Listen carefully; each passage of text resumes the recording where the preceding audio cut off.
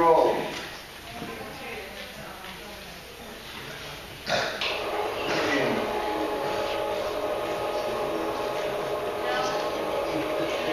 All right.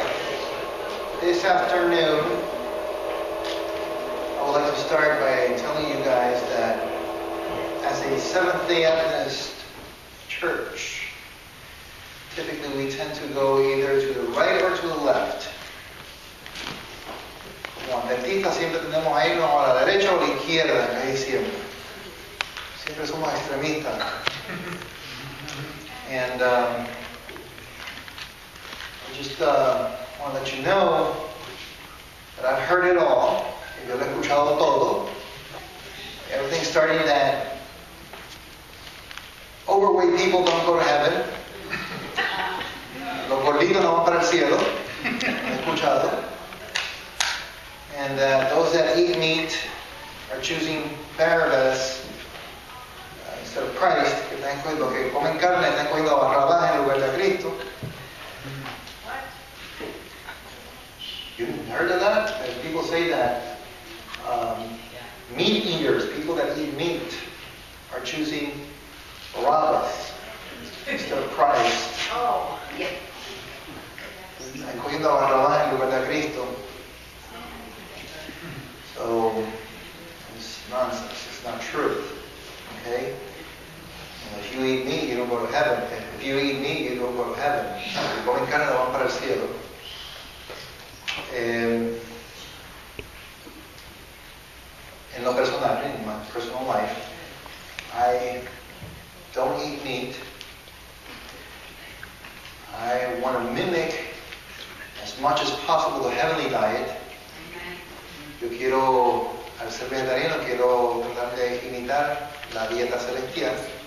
Sin embargo, no significa que por yo hacer eso, soy más santo. I'm holier because I don't eat meat. Okay? No, it doesn't mean anything at all. Okay? And I just wanted to set that clear before we started. Okay. So, the title of this afternoon's talk, I titled it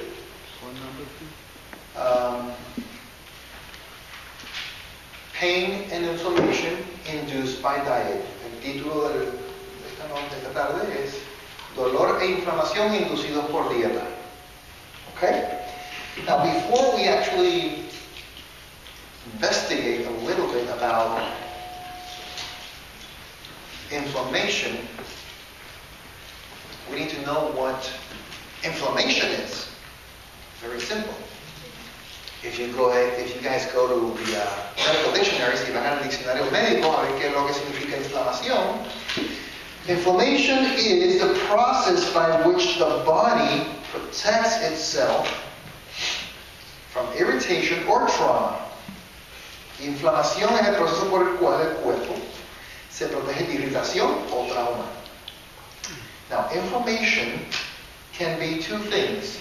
This is according to Stedman's Medical Dictionary. Stedman Medical Dictionary states that pain can be acute or chronic. Okay? Acute or chronic. Have you guys heard that if you hit yourself, that pain is immediately acute? But if that pain persists, then it becomes chronic. Okay? Now, having that said, I'm going to continue on, but before we actually do continue, let's stand up and have a word of prayer. Amen.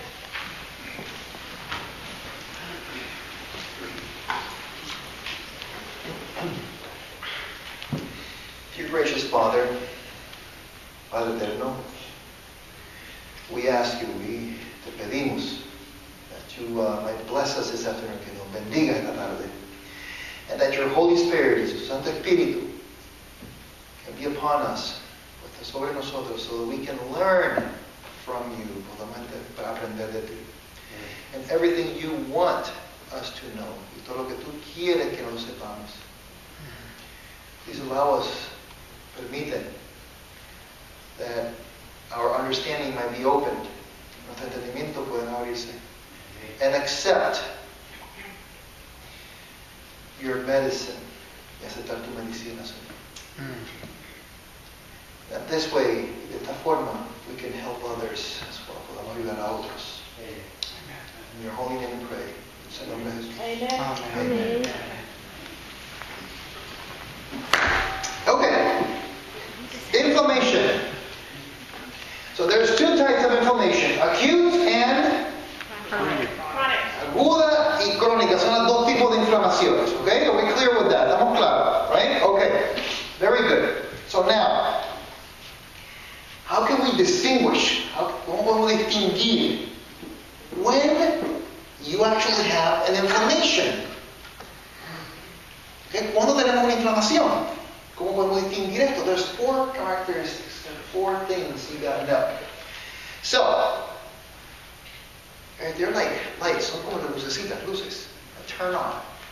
So here we go. Number one, you can detect that there is inflammation because there is red. Está rojo. When something is red, there is inflammation. That's number 1. Number 2, there is heat. Hay calor. Okay? Hay calor. That's number 2. Number 3, there is swelling. Hay inflamación, hinchazón, edema. Okay? And number 4, there is pain. Hay dolor. Okay? Now, let me ask you, if you have pain, is there inflammation? Yeah. If there is swelling, si hay inflamación, okay, ahí está hinchado, está hinchazón, is there inflammation? Yes. Of course. So, that means that if you have inflammation, or there's swelling, hay inflamación, algún hinchazón, or you have pain, there is inflammation. Okay? My theme is that if you know the pathophysiology, you know how to cure this. Okay? Si ustedes conocen la patofisiología de la inflamación o cualquier cosa que esté sucediendo con ustedes, pueden curarlo. You can treat whatever you understand. Okay? If you don't understand it, you can't treat it. Okay? As a chiropractor, myself, I treat a lot of loss of function, pérdida de función, como quiropráctico lo que yo trato. Okay? So that's another part of inflammation that I use also. Okay. The interesting thing is also that as a chiropractor, a lot of people always call me only when they're in pain. Okay? Como quiropráctico solamente la gente se acuerda de mí solamente cuando tienen dolor. Cuando hay dolor es que se acuerdan de mí. I've seen some people that call me, I haven't heard from them, and I see myself, and I say, oh my God, this guy. And I just answer the phone, contesto el teléfono, los tipos no me llaman. Y esta persona, wow, okay. What's your pain? That's all I can do, because I know they're calling me because, it's not to say hi or anything like that. ¿Qué te duele? So, now you guys understand that there are 2 processes of inflammation. There is acute pain and there is chronic. Okay, son 2 tipos de dolores. De irritación, de inflamación aguda y crónica. Okay? And there's 4 characteristics to inflammation. There's the colors, okay? You have the redness, the heat, the pain, and the swelling with the inflammation part of it. Okay? Alright. Bien. In medicine, how can you determine when there is an inflammation? When do you call something, whatever it is, that's happening in your body, a pro-inflammatory condition? ¿Cómo tú llamas en la medicina algo que es pro-inflamatorio? Anything that ends in itis is an inflammation. Todo lo que termina en itis es una inflamación. como prostatitis. Everybody understands that, right? Prostatitis. Or gastritis. Arthritis. What is gastritis? Inflammation of the gastric. It's the gastric, the lining of the stomach lining, there's inflammation in there, okay? That is inflammation, okay? Now let me ask you guys, how many names can you guys come up with? ¿Cuántos nombres te pueden venir? O sea, burlarse de, por ejemplo, todo lo que termina en itis es una inflamación, okay? So, you got arthritis, ¿qué más? Bronchitis. Celiac. Well, celiac is actually not it is an inflammation, that's very interesting, but it's a pro-inflammatory condition that is a, ¿cómo se llama eso? An autoimmune disease. Autoimmune, but we're going to talk a little bit about that. But here we go. I've got here arthritis, colitis, pancreatitis, prostatitis, bronchitis, gastritis, thyroiditis, amygdalitis, dermatitis, periodontitis, carditis, ascites, appendicitis. Oh my God, I'm getting sick already here. De todas estas enfermedades que yo he mencionado aquí, me estoy enfermando ya. Me estoy enfermando. Now, let me ask you guys something. Crohn's disease, celiac disease, MS, multiple sclerosis, okay? All these conditions, these are autoimmune diseases, but are they pro-inflammatory? Son pro-inflamatorias todas estas condiciones. Colitis, okay? Colitis ulcerativa, síndrome del colon irritable, todas estas son condiciones autoinmunes, autoimmune conditions. Y estas condiciones autoinmunes, do you guys understand what an autoimmune disease is actually? No. Okay, a lot of people don't understand what an autoimmune condition is. Actually, most people don't. Okay, la mayor parte de las personas no saben lo que es una condición autoinmune, no saben lo que es. I'm going to explain this really easy, lo voy a explicar bien fácil. Oranges. Naranja, la china, la boricua. La china. What do you usually use oranges for? Because it's high in what? It's got vitamin C. Tiene mucha vitamina C la naranja, la china. Now, once I eat this orange and it's in my stomach, me como la naranja y está en mi estómago, is the vitamin C exactly where it needs to be? No. Not yet. Okay, so it goes through the digestive system or the small intestine and it's absorbed, pasa por el intestino delgado y se absorbe. Ahora pasa al torrente sanguíneo. Now it's in the blood current. Okay? En la sangre. Is it now where it needs to be? No. Not yet. It needs to be where? Inside the cell. Tiene que estar dentro de la célula. But how does it get there? How does it get there? ¿Cómo llega a la célula? Now, most of the time, vitamin C is being used, or it's going to be used by the immune system. El sistema inmunológico son las células que más utilizan la vitamina C para poder procesar el sistema inmunológico que funcione en su forma óptima. Okay? Now, it comes up, let's say it's in its highway, which the highway is the blood current. Okay? La autopista es la sangre o el sistema sanguíneo. When it gets to a cell, cuando llega a la célula, the first thing it'll do, it'll knock on the door. Okay? Toca en la puerta. Y cuando toca en la puerta, la célula pregunta, who is it? It's me, vitamin C. And the cell goes, oh. Yeah, yes. What's the code? Like, what's the code? 1, 2, 3. Or C. C, soy yo.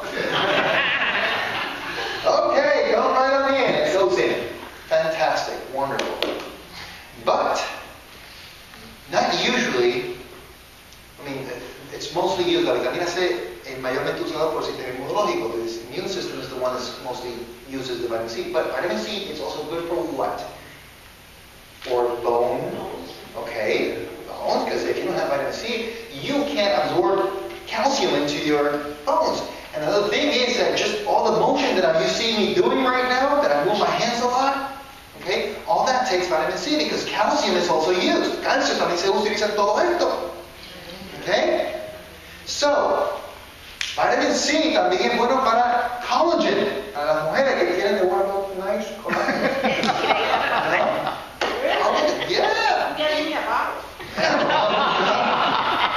Actually, there's some treatments done for women that they add a lot of ascorbic acid, ácido ascórbico, which promotes collagen formation, que promueve la formación de colágeno para la piel y ayuda con las arrugas. ¿Ok? Bien. Now, this is the thing. It'll go through all these cells and it'll start knocking. Toca la puerta en toda esa célula. Some cells use more vitamin C than others. ¿Entienden? Una célula utiliza más vitamina C que otra. ¿Y cuál es el sistema que más utiliza vitamina C? Which is the system that mostly uses vitamin C? The immune system. The immune system is the one that uses the most. That's why they say it's good to take vitamin C because of, your immune system. Because the immune system is the one that uses it the most. But is it the only one that needs it? ¿Es el único que necesita el sistema económico necesita vitamina C? No. Otros sistemas en el cuerpo, other systems in your body also need vitamin C. Okay? ¿Estamos de acuerdo? Okay. She has a question. Yeah. Fibromyalgia. Oh, we're going to talk about that. Right. Way ahead. All right, I need it. Okay, no problem. We'll definitely get there. Tengo una fórmula para ti. I got a formula there. Really cool. All right. Okay? I want to talk about that, but I'm just trying to start out the whole idea of what inflammation is. I just want you to exclude that one, that's all. Okay, perfect, no problem. Okay. So, now, let's say that you guys use some kind of, actually, let me show you something here. What does vitamin C have? Vitamin C has a lot of protein also. Tiene mucha proteína la vitamina C, o sea, la china, la naranja. Oranges have a lot of protein. Has fiber, vitamin B1, niacin, which is vitamin B3, tiene niacina, vitamina B3, B6, B6, folate, and definitely vitamin C. It's got magnesium, potassium. It's got a lot of stuff in an orange. Pero que it's mostly higher in vitamin C. Okay, that's why they talk about it. Okay? Now, let's say you guys put on some deodorant. And deodorant usually has a lot of, if you're using antiperspirant, it has a lot of aluminum. Aluminio. El deodorante antiperspirante contiene mucho aluminio. Okay? The aluminum goes through your skin, a través de la piel, enters the body, okay? Entra el cuerpo, and it'll attach to different cells. Y se agarra y se pega a las células. Now, when it attaches to cells, it mimics the cell. Se hace parecer a la célula. Y cuando eso sucede, the immune system is alerted. And who calls the immune system? ¿Quién llama el sistema inmunológico? The same cell. Okay? But this is the thing though. When you have someone in your neighborhood, usted tiene a alguien en el vecindario de ustedes que ustedes no conocen, who do you guys call? You guys call and dial 911. Okay?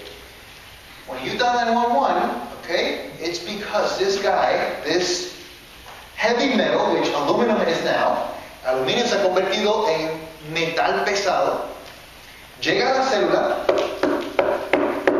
and it'll knock, and the cell will ask, who is it? And aluminum will say, it's me. And the cell will go, and it'll dial 911. So the immune system comes comes around. Let's see if I can find someone here. But what happened is that aluminum is mimicking the cell. Se hace parecer a la célula de aluminio. Okay? It wraps around the cell and it makes it look, y la hace parecer como si fuera parte de la célula. So now, when it comes and goes, the immune system comes and goes. El sistema inmunológico va y viene. The immune system gets tired of this, and it'll simply disappear. Make that cell disappear. It'll kill it. And once the immune system, una vez que el sistema inmunológico destroys that cell, the body entered in an autoimmune condition. Donde el cuerpo se ataca a sí mismo, entonces comienza entonces una condición autoinmune. Okay? So now you understand what an autoimmune condition is.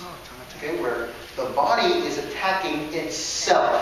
Okay? El cuerpo se ataca a sí mismo. In that transient time of coming and going by the immune system, mientras el sistema inmunológico va y viene, there is inflammation occurring there at the same time. Okay? There's inflammation occurring at the same time. So, let me ask you then, is inflammation good or bad? ¿La inflamación es buena o mala? It's good because it advises you that something. Could it be both? Good and bad. It's good. Oh, very good. I like this.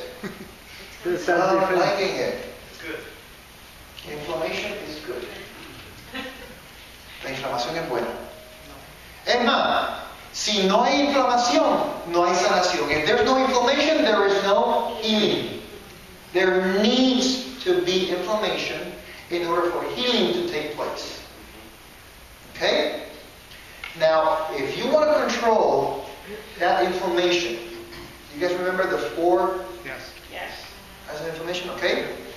Now, a lot of people, what they do is they just pop a pill to make that inflammation disappear. Muchas personas lo que hacen es que toman algún medicamento para hacer desaparecer esa inflamación.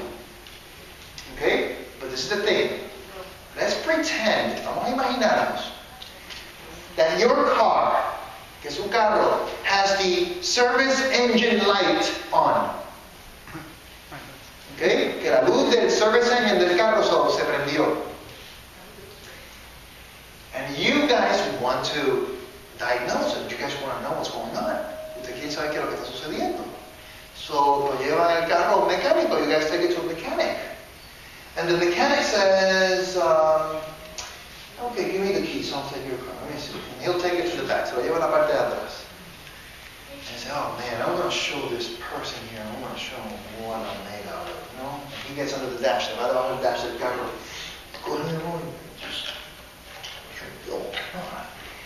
Takes the light bulb out. Le saca la lucecita, la bombilla. Oh no. Puts it in his pocket. Y le da la llave and gives the keys back to the person. Here you go. This is your car. Thank you. Ah, so your car's fixed. Su carro está ya arreglado ya. Entonces, viene la persona, puts the keys in the ignition, turns it on. Wow! My car is fixed! El carro está arreglado! Wow! You are the best! Is the car fixed? No. ¿Está arreglado el carro? ¿Verdad que no? No. That's what drugs do to you. What can I say? It'll just block off that light. It'll take it off. The problem fixed? No.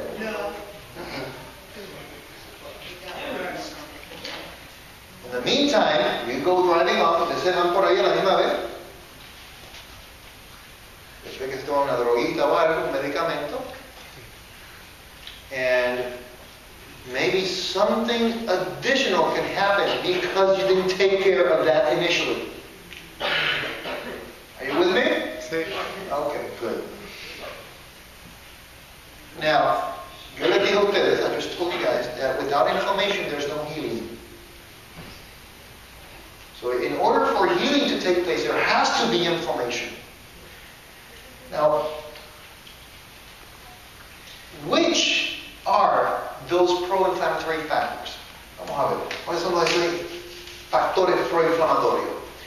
Lactic acid, histamines, prostaglandins, leukotrienes, hydroxytryptamine, bradykinin, cytokines.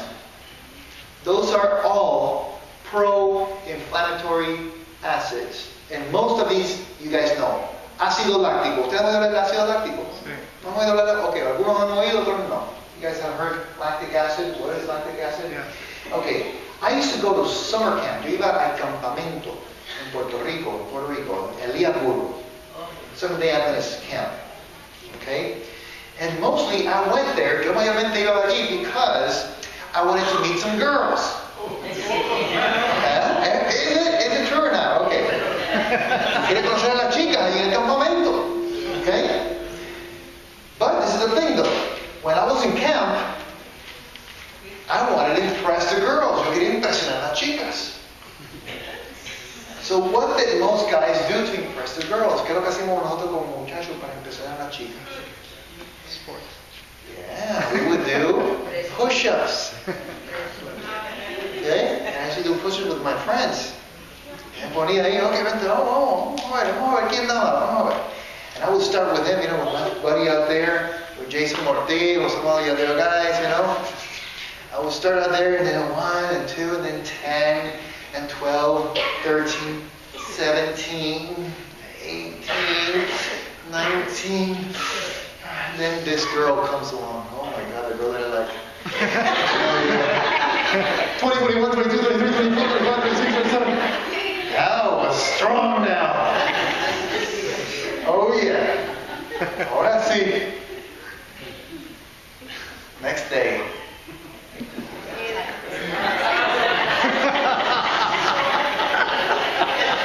Don't touch me. Pain. Lactic acid. Oh, ácido láctico. Okay, that's pain. That's inflammation. Now rings a bell? Okay, that's pain. Pain is inflammation. Okay? How about histamine, las histaminas? Okay, when they say that the pollen levels are going up, it's because the allergies, the alergia, the pollen, okay, produce what? Histamines. And then after that, you want an antihistamine to block the histamine. Pero cuando ustedes bloquean esas histaminas, lo que están haciendo es apagando la luz. When you take antihistamines, you're turning off that light or taking that light bulb out. Okay, you're not fixing the problem. Okay, so histamine is an inflammation also. Okay, so allergies are inflammation. Okay, so do we actually need these pro-inflammatory agents? ¿Necesitamos estos procesos pro-inflamatorios? Yes. Yes, we do. Okay? Vamos a ver. If I fall here, if I'm walking here, and then suddenly, boom, I fall. And I hit myself on the elbow, me doy en el codo. Oh, it swells up. What kind of inflammation is that? ¿Qué tipo de inflamación es esa? Remember, there was 2 types. When I hit myself immediately, there is acute, una inflamación aguda, de inmediato. Okay? And I can put ice, I can ice it to help it, I can do a lot of things to help that acute phase of inflammation. Pero, if that pain or that inflammation stays and persists, and then pain starts happening here at the side of my elbow, y dolor me empieza aquí al lado del codo. Now, how do I call that inflammation then afterwards? Chronic. Now it's chronic. Because that pain now is persisting, staying there. Okay? So, at this point, I go to a chiropractor or someone or any other medical doctor and say, tengo dolor aquí, me duele, tengo dolor. And he looks at me and says, and does an orthopedic exam. He says, does it hurt when you do this? Yes, it does. When you do this, yes, it hurts there. Oh, guess what? You have, if it's the pain here on this side, it's lateral epicondylitis. If it's in here, you have medial epicondylitis. Tiene medial epicondylitis. Capiche? See how easy this actually is? At first was acute and now is chronic. Oh, but what happens if I eat some spicy hot food? Que me estaban preguntando primero, someone was asking me just a while ago about GERD or gastroesophageal acid reflux disease, okay? If I take some kind of, if I eat some kind of spicy food, I don't like too much spicy food, and I eat it, and it irritates my stomach, y me irrita el estómago con la comida picante, okay? And tomorrow I eat it again. The next day I eat it again, and it irritates. It keeps irritating, and now swelling occurs. Se inflama el estómago. At that point, I have, what kind of inflammation I have? I have an acute inflammation. But, if that pain persists, it becomes chronic. And now it has a name. It says the pain, como el dolor es en mi estómago, since it's in my stomach, how would you call it? Gastritis. Gastritis. Simple as that. So you put the last part of it, okay, a name, itis, to identify where the pain is at. If it's in the pancreas, pancreatitis. If it's in the liver, hepatitis, or, okay, inflammation of the liver, okay? Hepatomegaly, or whatever it is, okay? You can detect whatever condition you got going on. If it's in the thyroid, you have thyroiditis. Okay? So, now the key here is, este es el punto. Once you have an inflammatory condition that happens, se inflamó, it should deflame and heal. Debe de sanar. Una vez que se inflamó, debe sanar. But if that doesn't happen, it persists and now it's chronic. How can I return that to the acute phase so that it can heal? With what you eat. And here it is. Here's a time for the secret. Here we go. The time came. So if grains have all these arachidonic acids, los granos tienen todos estos ácidos arachidónicos que causan inflamación, que promueven, that promote this inflammation. If we are able to remove all these acids, that grain is good.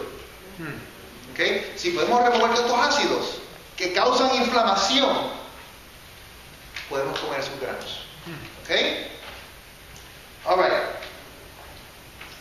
So, what is it that I do? What I do is, I take my beans, yo cojo las habichuelas, los frijoles, and I put them in water until they start the sprouting process. Okay? Yo los llevo hasta cuando comienzan el proceso de germinación. But this is the thing. I don't want a sprout, because if I have a sprout, I just might as well just eat it in my salad. Okay? Yo no quiero un germinado por completo, sino me lo como en la ensalada. I want my rice and beans. Therefore, I start the sprouting process, but I don't end it. Okay? Now, let me ask you, what is usually beans good for? What do they say beans are good for? They have a lot of what? ¿Qué es lo que dice? Que los frijoles tienen mucho qué? Mucho qué? Proteína.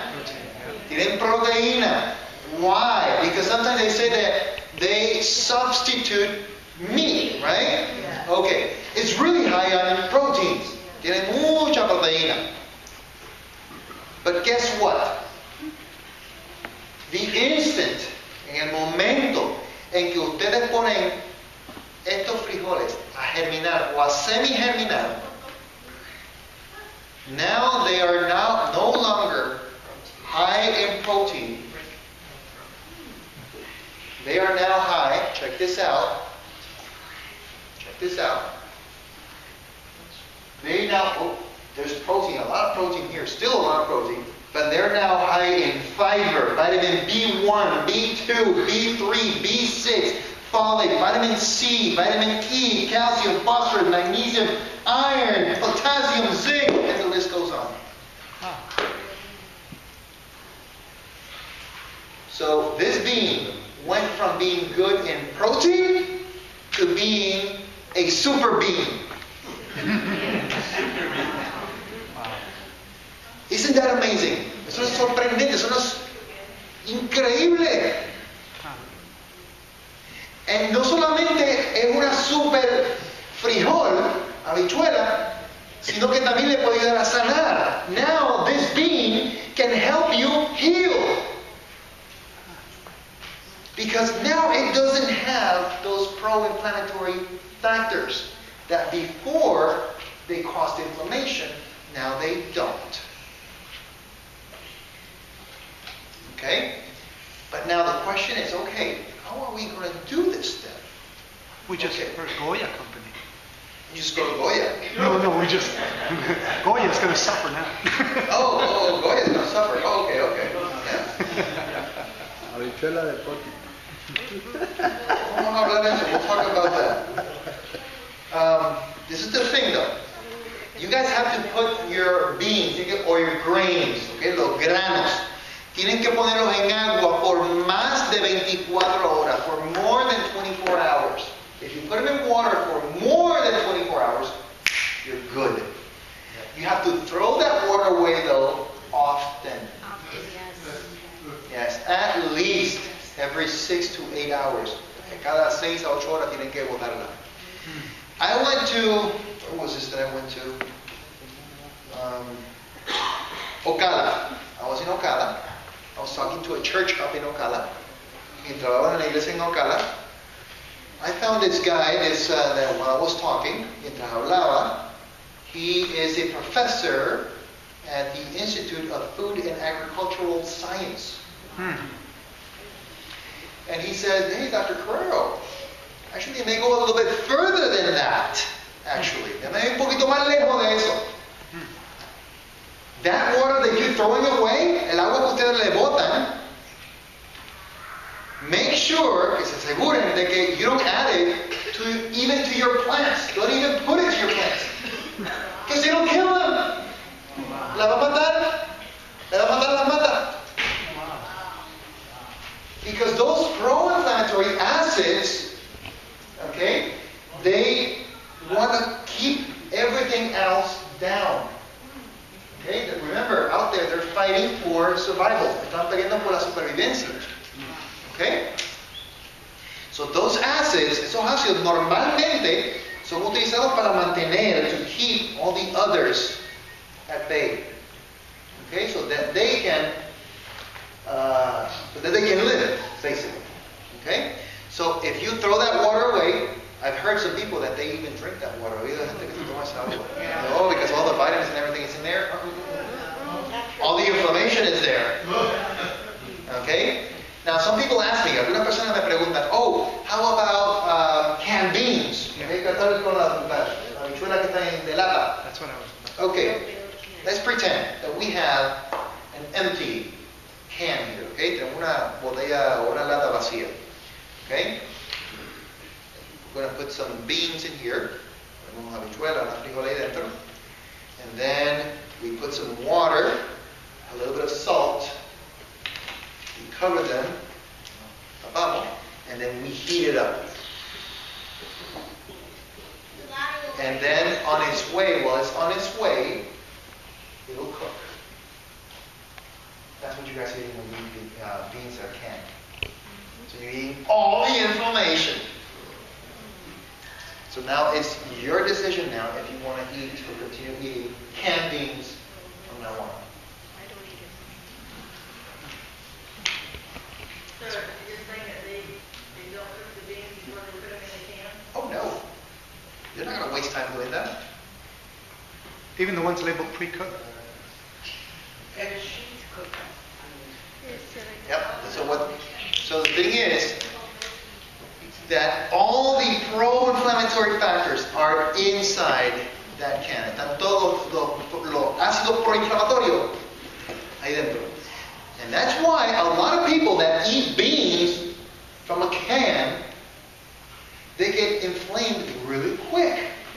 And when they eat beans at home, it's not so much. Because they kind of wash them at home, right? ¿Sí what I'm saying? ¿Entienden? En la casa eso casi nunca sucede. Sucede menos. But now, I want you to test this. Try this out. Traten esto en su casa. Hagan las habichuelas semi-genial. Do them semi-sprouted. Sprout them at home. Try this out. And actually, when you sprout them, you semi-sprout them, they'll cook like that. Yeah, that'll be fast. Yes. ¿Por qué? Why? Van a cocinar mucho más rápido debido a que están casi germinadas, they're verdes, they're green. So, therefore, green beans are good. They're alive. Okay? There's a difference, hay una diferencia entre consumir, between consuming something that is dead and something that is alive. And that's the difference. When you sprout these beans, or you semi-sprout these beans, now they are alive. Okay? And for me, that's a miracle. I mean, I see a blessing there. Yo veo la obra del Señor y la mano del Señor en esto. I definitely see the Lord's hand here. Because we were eating a bean that caused inflammation in us. And now we have the same bean that now not only is anti-inflammatory, it has a lot of nutrients, and it's a super bean. Yes, it's amazing. Okay. Now, what we're talking about today, aquí lo que estamos hablando hoy aquí, yo tengo a un paciente, I have a patient with hepatitis. Okay? And hepatitis is nothing funny about it. It's extremely serious condition, es una situación extremadamente seria. Okay? Hepatitis B. Yeah, it's really bad. B. And we're talking about almost cirrhosis, okay? Liver cirrhosis, and a possible liver transplant. That's what we're talking about. Okay? When this guy came to my clinic, este hombre llegó a la clínica, he was yellow. His eyes, los ojos estaban amarillo. Totally yellow. And really, he smelled bad. Apestaba, olía mal. Y yo comencé, and I started doing this anti-inflammatory diet. Just a little bit of change. That's all it took. What was this? This Wednesday was his third week. By the second week, la segunda semana que él vino allí, he was totally normal. It's amazing. And I didn't want to give him, yo no le quería dar a él, no supplements. I didn't want to give him anything, no medication, no nothing. I just wanted to test. Okay, I want to see, yo quiero ver el poder del Señor en solamente en la creación de la comida. I just want to test the Lord in His food only. And he started doing that. 2 weeks later, he came in literally jumping of so happy that he was. Man. Look at me. This is what he was doing. It was amazing. I'm going to have his picture up eventually. I want to show you guys the before and after. El antes y después. You should have seen him in the emergency room. And by only doing this diet, he's almost completely perfect now. Okay? Does this pertain to all your grains I do this with all my grains. Yes.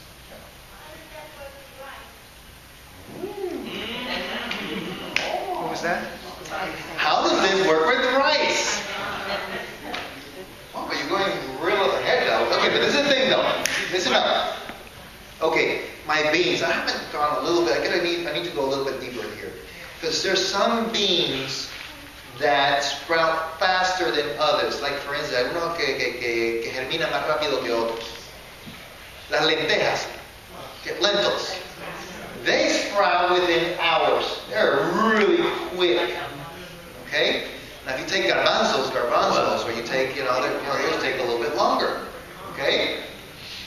And so what do? You put them in water, lo ponen en agua, at least 24 hours. You got to change the water. Okay? After you change the water, lo dejas remojado. You just leave it wet. Okay? They have to be damp or moist. Okay?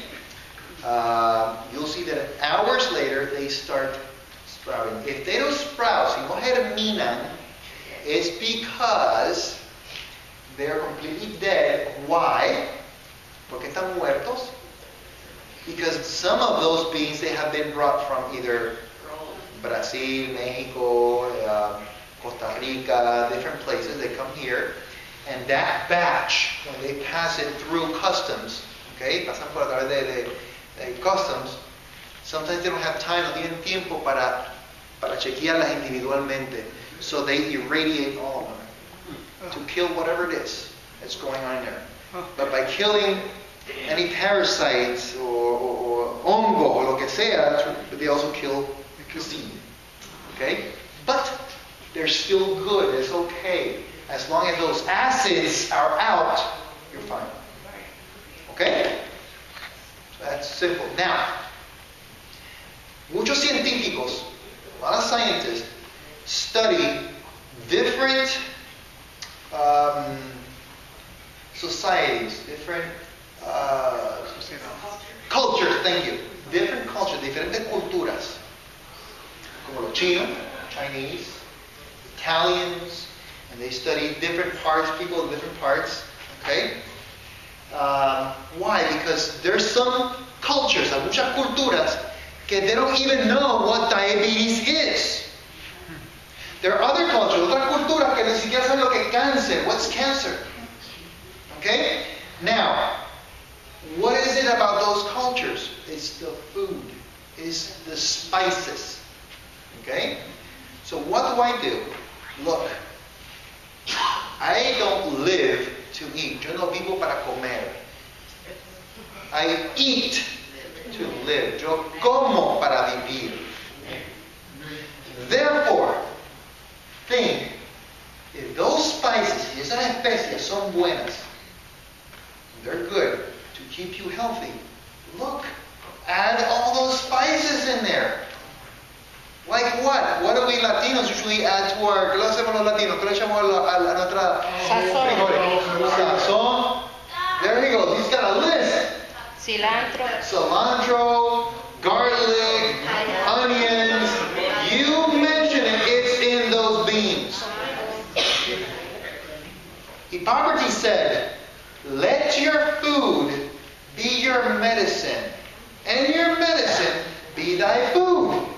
Que tu comida sea tu medicina y tu medicina sea tu comida. Therefore, I want to be healthy. So when I cook, I add everything in that bean or in that rice or whatever it is I'm eating. And they are amazing. Getting me hungry again.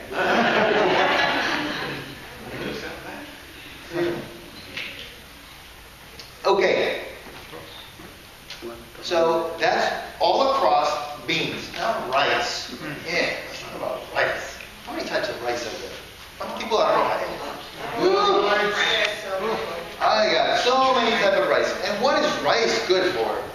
Rice has a lot of, let's see, it's got a lot of starch, yes, definitely. Carbohydrates. It's got vitamin B1, B2, niacin, B6, folate, phosphorus, magnesium, iron, potassium, zinc. Okay? Tiene todo eso el arroz. But let me ask you something. Is that inside the grain of rice? Well, guess what? No. All these vitamins, todas vitaminas, no están en todo el arroz. Están única y exclusivamente en la cáscara. It's only in the peel that the rice has all this nutrition. And how did they discover that? ¿Cómo descubrieron eso? Que solamente toda esa nutrición está en la cáscara solamente. This guy was feeding chickens. This guy estaba dando comida a la gallina. Le daba arroz, giving rice. While giving rice to the chicken, suddenly a chicken, de momento la gallina le dio moquillo que le dio, una alergia, and something came on the skin of the chicken que le dio una alergia en la piel de la gallina. And to heal them, guess what they used? The peel. Le echaban la cáscara to heal the chicken. So that's where they discovered vitamin B. That's how they discovered vitamin B, by feeding chickens. Oh, look at them. They get sick when they get the rice, and they get healed by when I give them the peel. Okay? Se sanaban cuando le daban la cáscara y se enfermaban cuando le daban el arroz. Now, what happens is that they found that rice is only starch. Encontraron de que el arroz es meramente almidón. Okay? So, white rice. Thank you for that. Because if you eat brown rice or you eat whole, whole grain rice or Wild rice. no, not wild rice, but integral. Brown rice. Yeah, brown rice. Yeah, brown rice. When you eat the brown rice, it also has the peel. But guess what? If you put this rice in water, the same way that I'm telling you about the beans, not sprouting, but there is another rice out there that's already made like that. It's parboiled rice. Parboiled rice. It's basmati rice, or you've seen it in jasmine rice. Uncle Ben's has it. Iberia has it. Okay? It's a little bit more expensive, but this is what happens though. They go through the same process, van por el mismo proceso que hacemos con las habichuelas, que hacemos con los frijoles. Okay? So when you put this in water, or these are put in water, the rice is put in water, all that starch pulls all those nutrients inside the starch. Okay? El arroz viene y ala todos esos nutrientes que están en la cáscara, they're in the peel. So now, you have parboiled rice that is white rice, and you have brown rice, el arroz integral. One of them only has more fiber. That's all it has. The other rice has all the nutrition, but it's just the other one has more fiber. So now, you want the white rice? Have the white rice. ¿Quieren arroz blanco? ¿Cómo hacer arroz blanco? Because it's parboiled. It has to be parboiled rice. It's got to specify parboiled rice. Oh yeah, it's muy rico, muy bueno. It tastes a little different. It'll take a little bit of time to get used to. It's really good, yes sir. So just to be clear, the parboiled rice you do not need to soak, but brown rice you do. No, parboiled rice is just like any other regular rice. You don't have to soak it, do anything. Just cook it like the way you usually cook your own rice. It takes a little bit more water though. You gotta add a little bit more water. It'll specify there. I'll let you know. Okay, así que el parboiled rice tiene que echar un poquitito más de agua, pero se cocina igual que los demás. Se puede comer el white. Claro, you can eat the white rice as long as it's parboiled. Okay. Because white rice, typical white rice, what do? They bleach it, okay? They take everything out, okay? You only have the starch. Then they bleach it to take all the flavor, take everything out.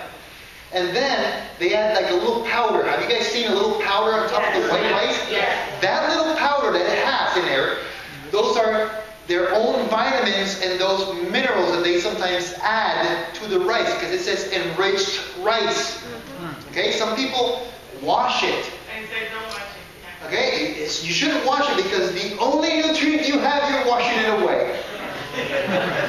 The little nutrient that it has. Okay? You say don't wash the rice? Don't wash the rice. But now, what I'm saying is, don't eat white rice. Eat the hard-boiled rice. Okay? Porque el arroz blanco tiene como un polvito encima. Ese polvito que tiene encima es vitaminas que le agregan. Pero si lo lavan, se le va a ir, no tienen nada. Lo único que tienen es starch. Brown rice still good? Brown rice is wonderful. But you can have hard-boiled rice that is brown rice, or you have white rice that is also hard-boiled. So now, you take your pick. If you like white rice, go right ahead, be my guest. You want brown rice? Be my guest. For diabetes, either one is good. Oh, diabetes. People that are diabetic, it's better if you take brown rice, which is hard-boiled. Okay? Even white rice. Para los que son diabéticos, el integral es mejor hard-boiled que el otro, que el blanco. Don't eat, if you're diabetic, don't eat white rice. Si son diabéticos, no coman arroz blanco. Okay? Porque el arroz blanco le va a coger los niveles de azúcar y... Okay? Now, lo que estoy hablando aquí, what I'm talking about here, I'm not talking to people that are diabetic.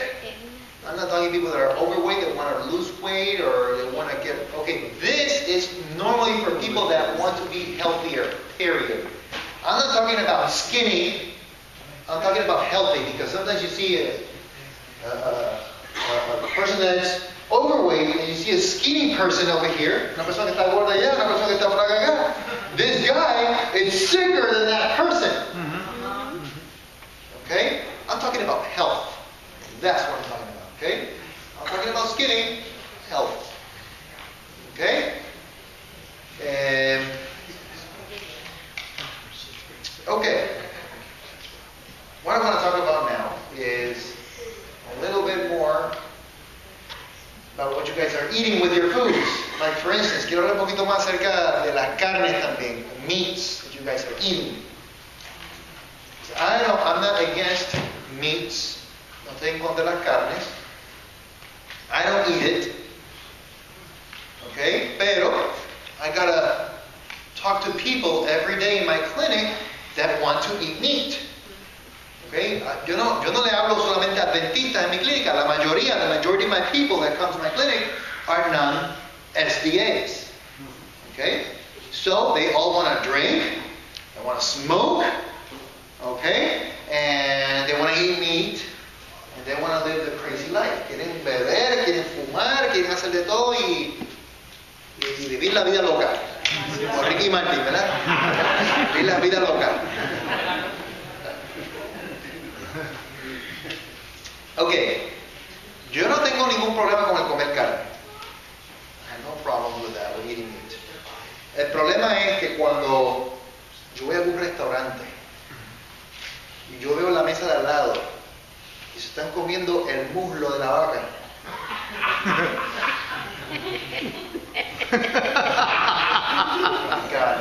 I got no problem with eating meat, but the problem is that sometimes I go to a restaurant or something, and when I sit down, the table next to me, they're eating the thigh of a cow. It's huge, and I'm like, it's unbelievable the amount of meat that people gulp these day and age. Now let me ask you a question. When your grandfathers were growing, cuando sus abuelos crecían, how much meat did they eat? Very nice. Very nice. ¿Cuánta carne comían los abuelos de nosotros? It was a delicacy. It was rare. Very little. My mom, mi mamá, me cuenta, she tells me, that they would only eat meat on Saturdays. Solamente los sábados. That's the way it used to be. If, by any chance, your mom or your grandfather would eat more meat than that, it's because you had Dinero. tenían dinero. Mucho dinero. Okay? The thing is that meat was very expensive. But the quality of meat came down and the quantity went up. Okay? And since it was a stigma, it was only the rich people, solamente los ricos podían comer carne. Oh, I want to eat more meat. Because if they can have it, I want it. So then the quality came down, the amount went up, and we started eating more. Oh, I had meat for breakfast, lunch, and dinner. And that's where you're killing yourself. And actually, my mom used to tell me that if people were coming to visit from church, they were bringing people in, the little piece of meat that my mom had was taken from her and given to someone else. El canto de carne que me tenían ella, que mi mamá tenía, se lo quitaban cuando venían visitas. Y mis tíos, para que no se lo quitaran, lo que hacían es que la escupían.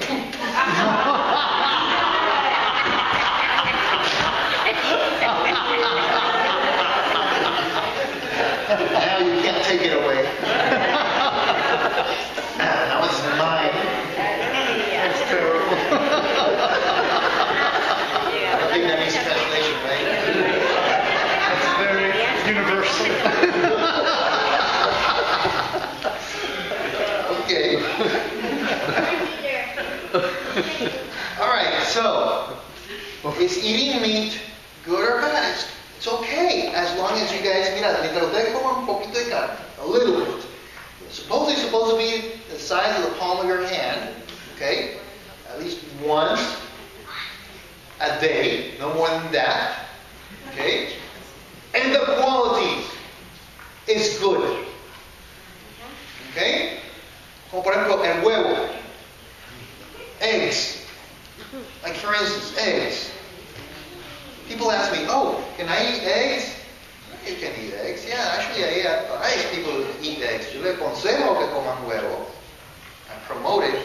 Even vegetarians should eat eggs. Why?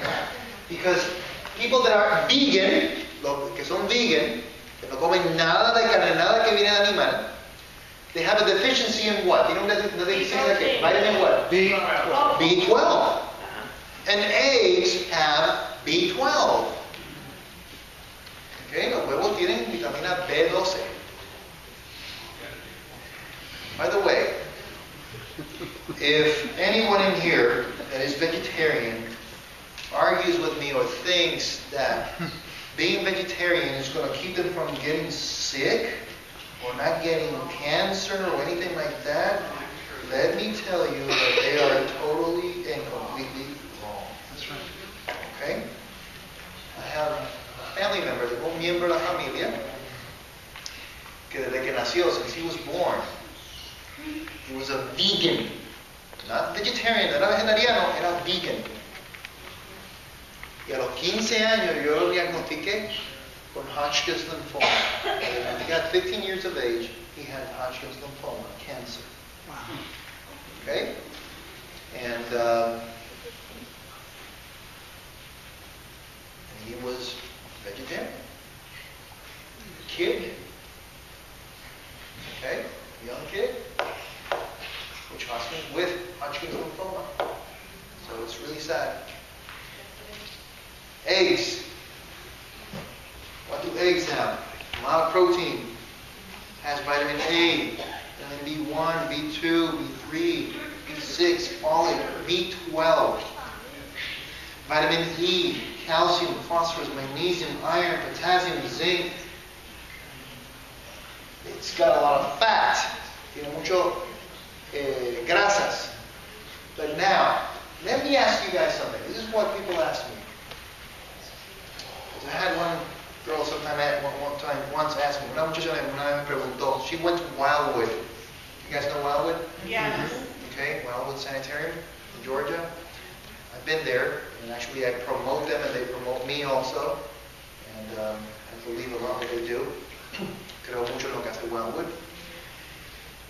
This girl went to Wildwood and she was asking me, okay, so if you talk about eggs, don't you know that eggs have a lot of cholesterol? ¿No sabe que ustedes que los huevos tienen mucho colesterol? Yo le dije, yes, they do.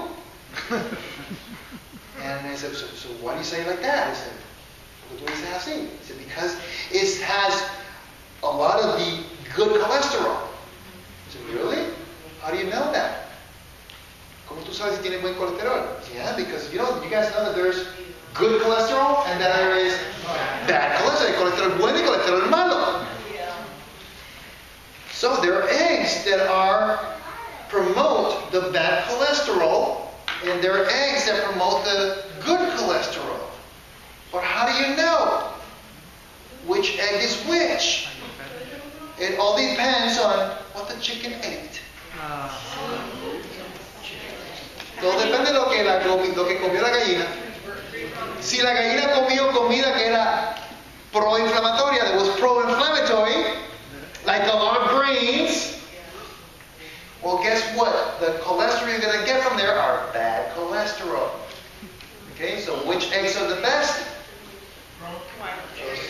Free range. True free range eggs. De la gallina que comen pastito, que comen pasto y le gusta comer hierbitas y granitos. Domestic. Yes. I typically choose the brown that is organic. Okay? But this is the problem. Este es el problema. Some organic, when they say organic, they might say, oh, they eat a lot of organic corn. And corn is a grain. Okay? I'd rather have chickens that just grow out in the farm. Okay? And that's sometimes hard to get.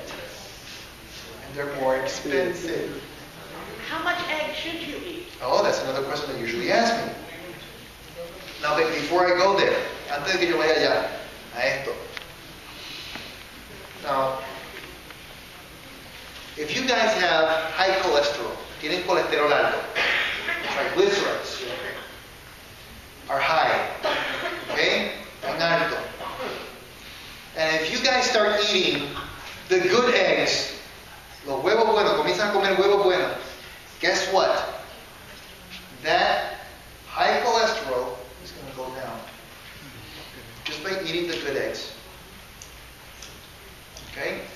And the same thing goes for eating coconut oil, aceite de coco. Okay? Muy bueno. Very healthy. Okay? So, it all depends on what the chicken ate. So how much eggs? Sometimes I buy myself. I take solo. I'm by myself. And I buy a dozen eggs. And they're with me. Sometimes they even go bad. That's just me. But what do I recommend? If you guys eat, 2 or 3 eggs 2 or 3 times a week, I guess it's okay, Just be balanced. Okay? Don't overdo it. It's just the way I see it, Conmigo. Yes. So the 12 grain organic eggs are not good? 12 what? 12 grain organic eggs? 12 grain organic eggs. Well, the thing is that if you're feeding the chicken grains only, that chicken is going to be pro-inflammatory also. Okay? Because normally, in their normal environment, chickens don't eat grains only. They eat bugs, true. They eat worms, and they eat a little bit of Centipedes. they eat grass, and they eat little pebbles, and they eat seeds. Okay, there's a difference between seeds and grains. Okay, you with me? Okay, so the thing is that if you eat eggs that come from grained chicken, those eggs are not going to be the best. Okay?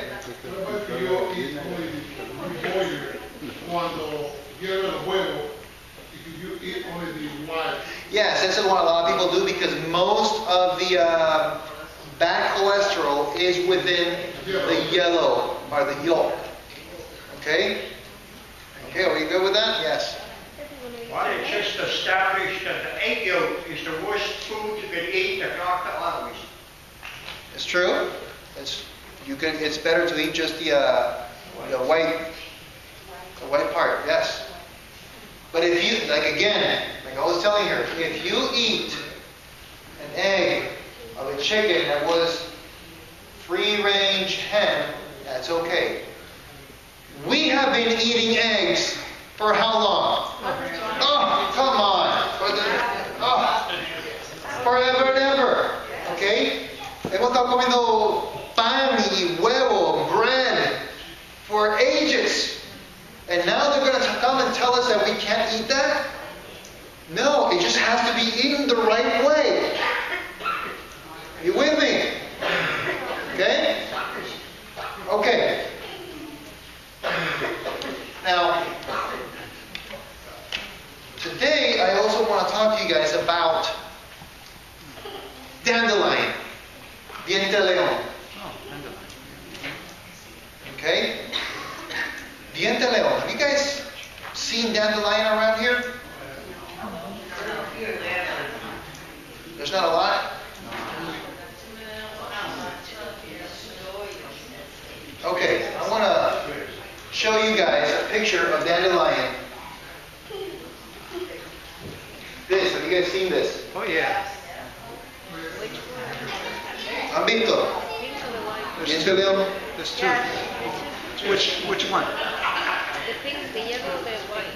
The fuzzy one. You see, this one right There we here. go. Yeah. Okay, dandelion. A lot of people have this in their yards. Muchas personas tienen esto en la grama. We can make money.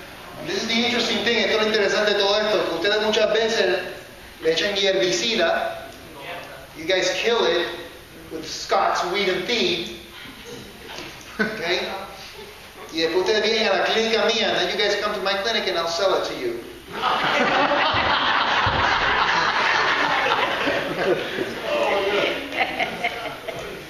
Yo se las vendo después a ustedes. Because, check this out. Look at this. Look at this. Dandelion. Good for the liver and kidneys. You eat that? You can make tea out of this. You can make tea out of this. This is the thing. Okay, what I'm going to be teaching you here today, everything that I'm teaching, lo que estoy enseñándoles a ustedes hoy aquí, okay, is to help you not go to the health food store or the pharmacy. Okay? Esto implica que usted no tiene que ir a la tienda de salud ni a la farmacia. It does not imply that you don't have to go to a doctor. No significa que no tiene que ir a un médico. Why? Because I've seen a lot of people try to self-diagnose and they spend more money trying to treat something that they don't know what it is. It's easier to treat something that has been diagnosed. Es más fácil tratar algo que ha sido diagnosticado, porque si no lo diagnostican, usted va a estar, es como try to hit something blindly. Okay? Once you diagnose it, ustedes vienen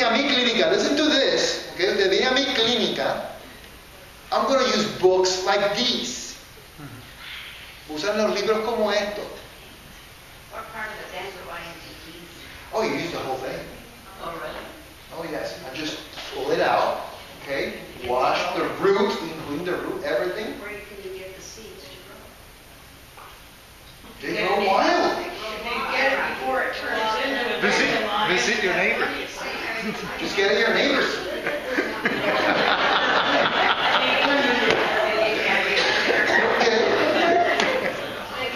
Hey, this is the thing.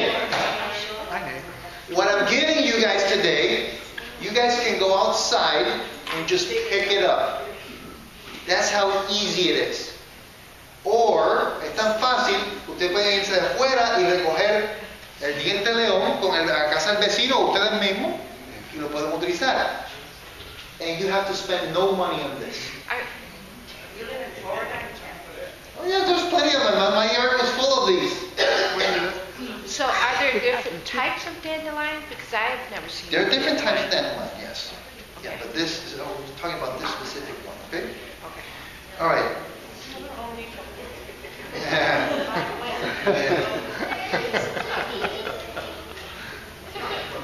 Planted and then some.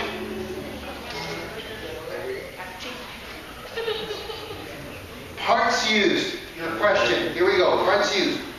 Leaves and roots. The whole thing. Okay? Yeah, just make a tea. I got that. Just make a tea out of this. And it tastes good. Very well. Oh, thank you for that. Yes. Thank you for that. Oh, that's awesome. Okay, today you guys had salad out here, you know? Yes. The salad? Yes. It had dandelion in there. Yes. It had dandelion in there. Tiene diente de león. La ensalada que me comí hoy aquí tenía diente de león. And you guys are killing it at home. You're buying it at Walmart.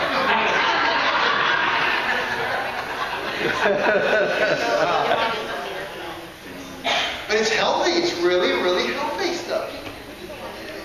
And guess what? In a lot of animals, usually in their typical environment, they're eating all of this. And their bodies are deflamed. And when you eat that meat, it's good. I don't eat it, but you know, it's good. How about the parsley? Okay? Parsley. Parsley. Oh, of course. All this is wonderful. It's wonderful. Parsley and all these other herbs are wonderful. We're going to talk about that. We're going to talk about it.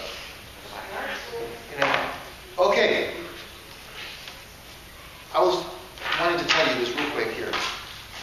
You know, you guys can come to my clinic and I have an index of diseases in here.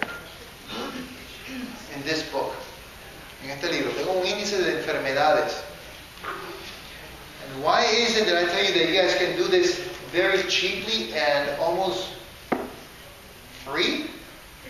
Because you can go out there and you can pick a lot of stuff. And I'm going to talk to you guys about this stuff now. Okay? But I go here and you choose and pick any condition here. Eczema, fatigue, glaucoma, gastritis, gout,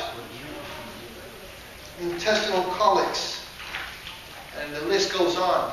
Ahorita va, continúa. Y estos libros, these books, are of the church. It's got nothing to do with me. Church books. And they're here available. Always. Been here. And this is what I use. Okay? My mom, she's been using this book like forever.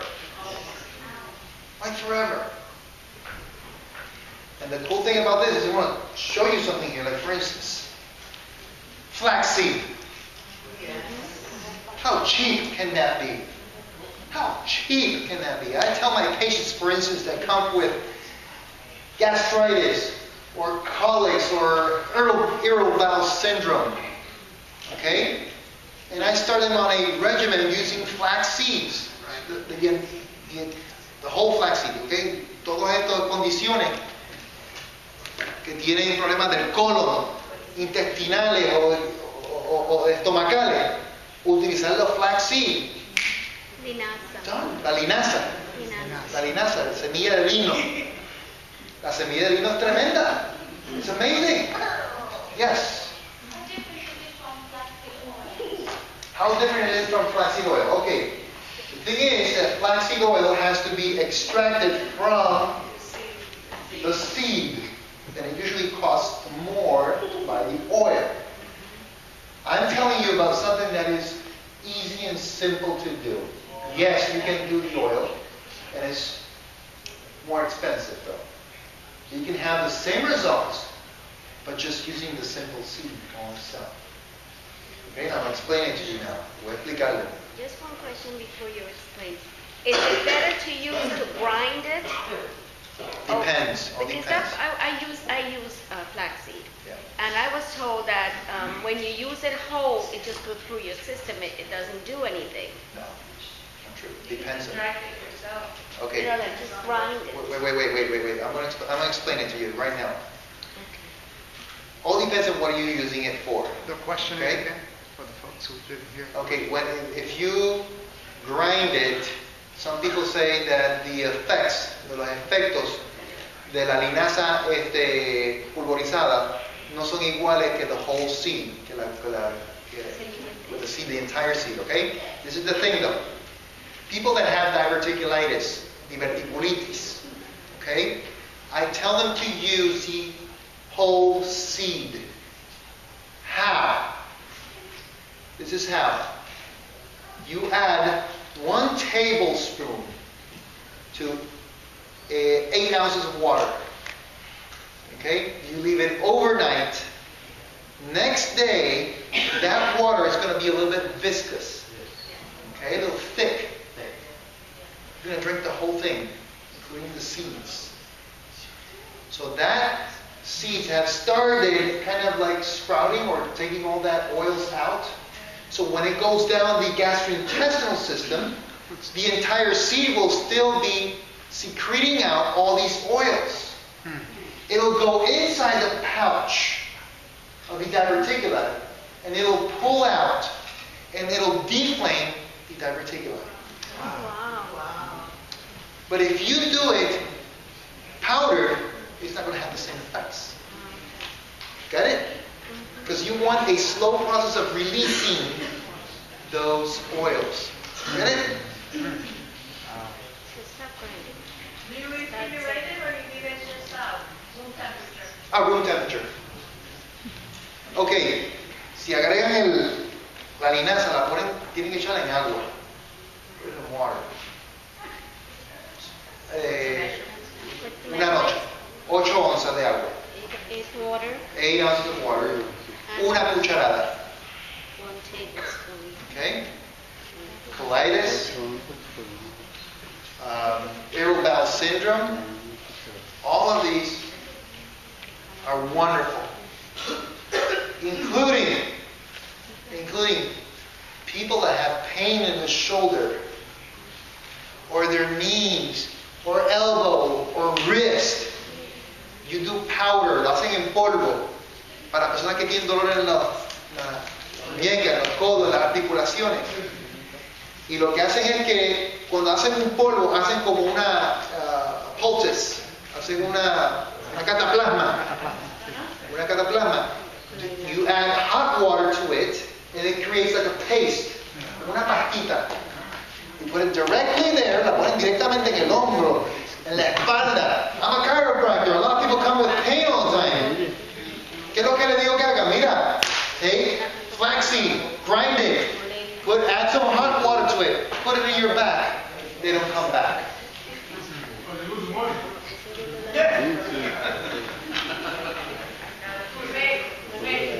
Oh. Eso me ayudó mucho a mí Oh. con la inflamación, fue lo más Oh.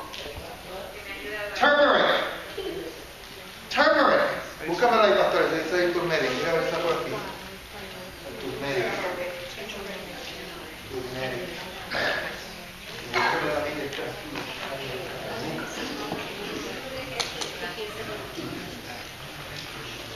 Turmeric. ¿Cómo traducir? Turmeric. Turmeric. Turmeric. And that one is good for what? Huh? That one is good for what? Oh, it's inflammation. Inflammation. And it's yellow, and it is an Indian spice. India. Okay, India is used a lot. And they're putting it in pills or in capsules instead of eating it. Y es más caro comprarlo en pastillas que comprarlo para comer. Y dices, la comida, just add it to your food and that's it. It's better. Yo tengo los libros y me ayudaron mucho porque yo tenía, mi condición es Fibromyalgia? y no me podía parar, que no podía ir a la iglesia, no podía ir. Wow. Por eso tenía que bañarme y yo le recomiendo a cualquiera de nosotros que estos libros son lo máximo. Oh yes, they're the best. These books are the best. She cured herself from fibromyalgia using these books. Okay? Using these books. These books are ours, from our church. And they're amazing. Most churches, a lot of churches that I go to, I have similar experiences than what you're getting right now. And these are amazing. And these should not, everybody should have one in your home. Because you guys don't only help yourselves, you'll help others. Mano, con tener estos libros, ustedes ayudan a ustedes mismos y también ayudan a su vecino y ustedes ayudan a otras personas fuera también. Okay? Cuando yo estuve, yo tenía que pedirle al doctor que me pusiera morfina porque el dolor era tan inmenso que no me mataba. Cuando conocí el señor que trajo, el hermano que trajo los libros, él me limpió porque ellos me ayudan a cómo limpiar primero para desintoxicar. Después de esto, aprendí a hacer mis jugos en la mañana. Yep. Y a comer saludable. No ve que los jugos te van directamente a la sangre, te ayudan a limpiar. Hoy en día yo puedo mover. And she's saying that through these books she learned how to do some juicing and doing some other detox diets with this book, and it helped her get rid of her fibromyalgia. And let me tell you guys what, I deal a lot with fibromyalgia. I help actually a lady that lives in Kissimmee, and I gave her 4 or 5 things, and they included radish and a couple of other things that included with this, and within 2 weeks she was free from her fibromyalgia, and it's amazing. It's really cool. Anyway, how many books are there? Pardon? How many books are there? There are a total about 5 books, I think there is. If you guys are interested, Pastor Borges has the conference. And Pastor here also can help you guys. I mean, this comes from the conference. This doesn't come from me. This comes from the church. Okay? So I have nothing to do with this. The ABC book. So if you guys are interested, please raise your hand, and Pastor Borges will just give you guys some information in regards to these books. These are amazing books, I'm telling you. You guys can be a blessing to many other people, okay? Many other people. Purchase it from the church. Colporteurs will come and show you guys what they are all about. Anyway, let me just continue on.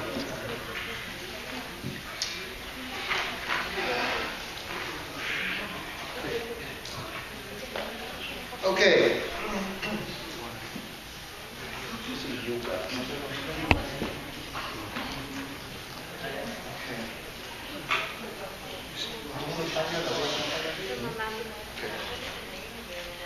Okay. You guys heard of cassava? How many of you guys have heard of cassava? Okay. Yuca. Yuca. Cassava. Okay.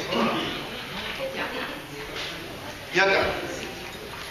Or tapioca. Tapioca. Okay.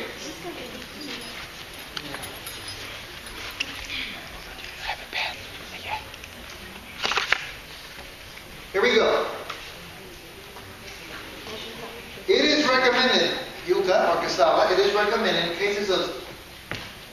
arthritis, ulcers, duodenal ulcers, and all types of colitis. Colitis. Well, you know what? Yucca is highly anti-inflammatory. Highly anti-inflammatory. You eat it just like eating potatoes. And it tastes amazing. Yeah, it tastes amazing. With garlic. It is really good. With garlic. Oh my, how do you cook it? Just butter and cheese.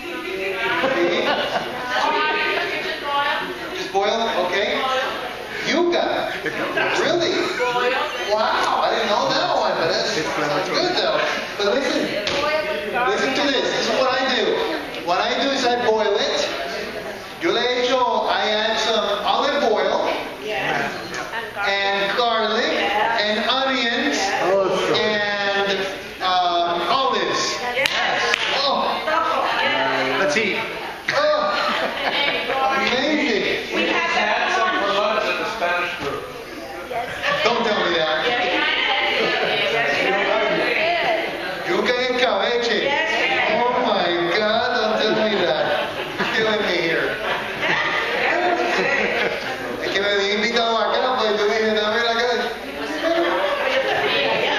Yo miraba para allá, okay, this is the thing though. Garlic, it's really good. Garlic is amazing. El ajo es tremendo. El ajo es fantástico. El ajo espanta hasta los espíritus malos. You gotta translate that one. Yeah, garlic will just, make even the evil spirits go. Garlic is really cool. It's amazing. So use garlic. Olive oil. Use olive oil. Onions. It's really good. Okay? Yes, ma'am. My brother-in-law, he's Italian, so he got the elephant garlic, and he likes all the top. Okay. And then put butter on Parmesan and Yeah. baked it. Yes. Oh my God. I know. Oh. Yes. There is a restaurant up in New Smyrna Beach called The Garlic. And they bake the whole garlic.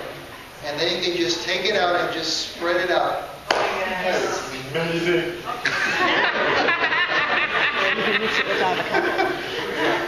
It's really good. Okay. Another thing, I heard butter over there. Yo escuché acerca de la mantequilla. You know that margarine is not good? Margarine is horrible.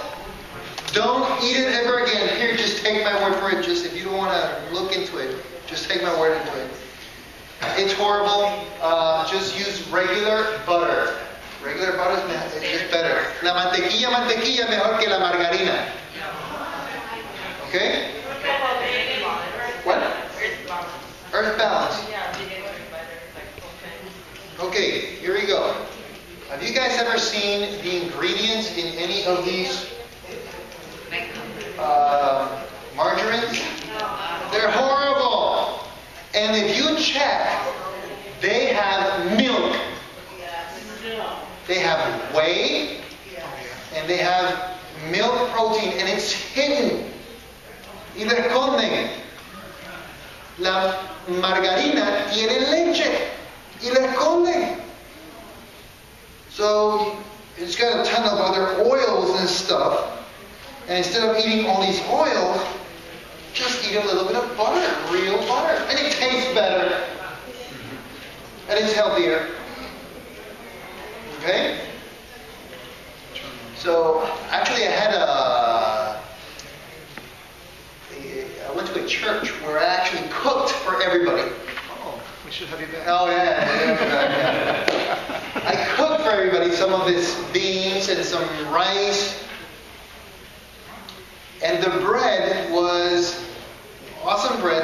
anti-inflammatory bread. I'm going to talk to you guys about that. And the spread that I used was real butter. And there was a lady there that was a vegan, and she complained about the fact that it was real butter. And she brought her butter, and she said, look, I have here a smart balance. Let me show you this here. This is better than that butter. And I looked at it and I started reading the ingredients and said, okay, no problem. So then when I started talking in the afternoon, I read all the ingredients and she was like, I didn't know that. Okay? Así que mejor usen mantequilla en lugar de usar margarina. Just use real butter. Okay? Can I ask you a question, please? Yes. You said, going back about the dandelion, did you say anything about kidney stones? That they're good for kidney stones? Actually, not only that is good for kidney stones, it is good for kidney stones, okay? But something other than that, kidney stones. Goldenrod. Goldenrod. And there's a road out here in Orlando, it's called Goldenrod Road. Es muy bueno para los riñones. Muy bueno, el Goldenrod. Yo no sé cómo se llama en español. Pero está el Goldenrod, ¿ok? Y están en estos libros. Lo voy a tratar de conseguir, el Goldenrod. Pero, como les digo, Goldenrod is amazing. It's really cool for... Oh, another thing. Let me see if I can find it here. Goldenrod. No, I don't see it here. No, this is... Okay. Anyway, they're here. Trust me. I've seen it. I've studied it. I'm here. ¿Qué otra cosa le iba a decir? I'm going to tell you something else. Let me just forget that. I really want to do something.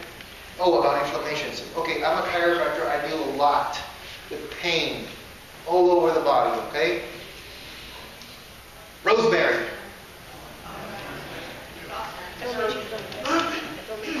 Rosemary, eso es Romero. ¿Ah? ¿Ese es el apellido tuyo? ¿Qué, Barceló? Caballo. Rosemary. Le voy a decir una experiencia que me pasó a mí con el rosemary. I had a high fever.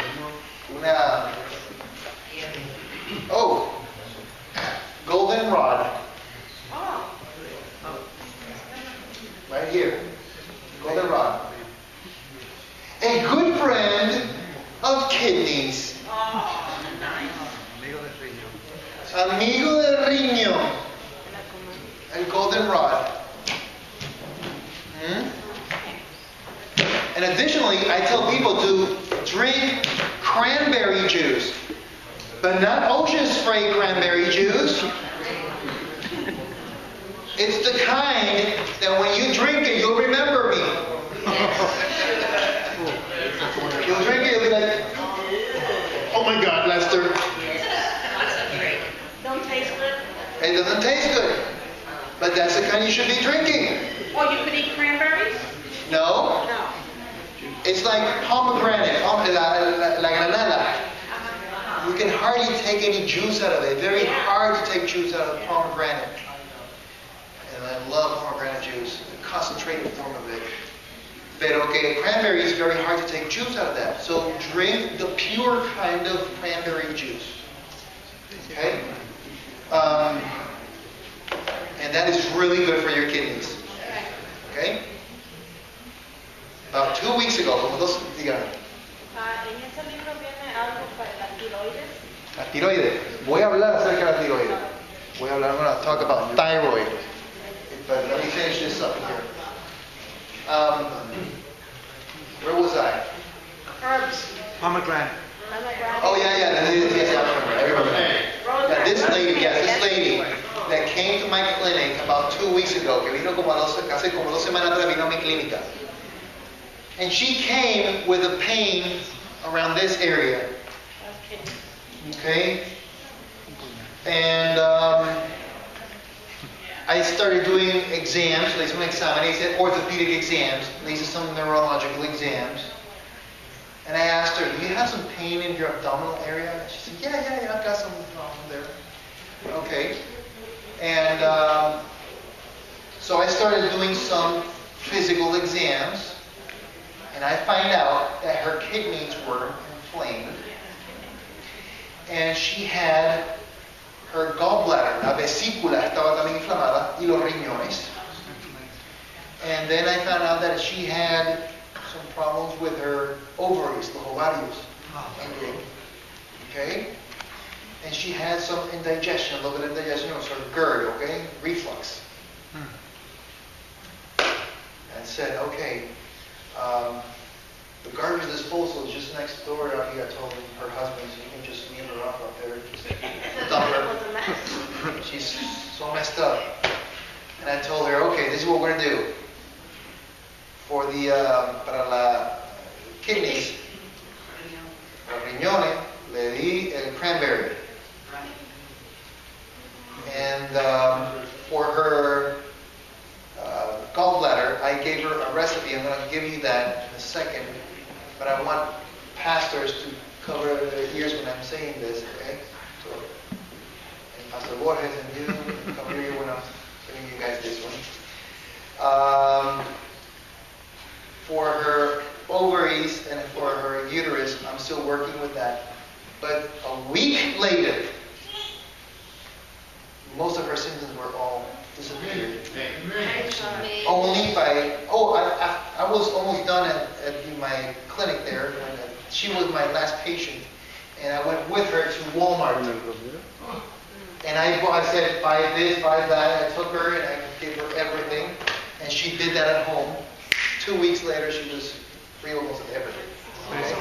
Casi libre de todo, solamente con comer nada más. Okay. I'm going to give you the recipe for the gallbladder. It's pretty cool. Pretty cool. Here we go. Not yet. You guys don't have to cover your ears yet.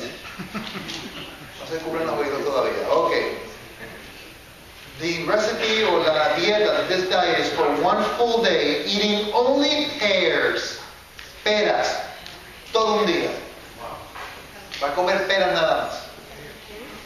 And while you guys are eating pears only, you're going to have pears for breakfast. You're going to snack on pears. And then you're going to have pears for lunch. And then you're going to snack more pears. And you're going to have pears for dinner. And then you're going to snack some more pears.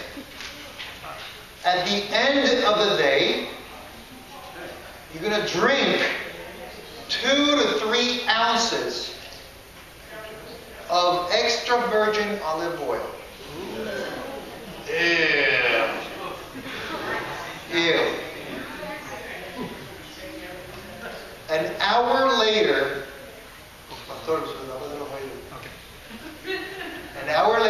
you're going to drink some red wine. I heard that. No.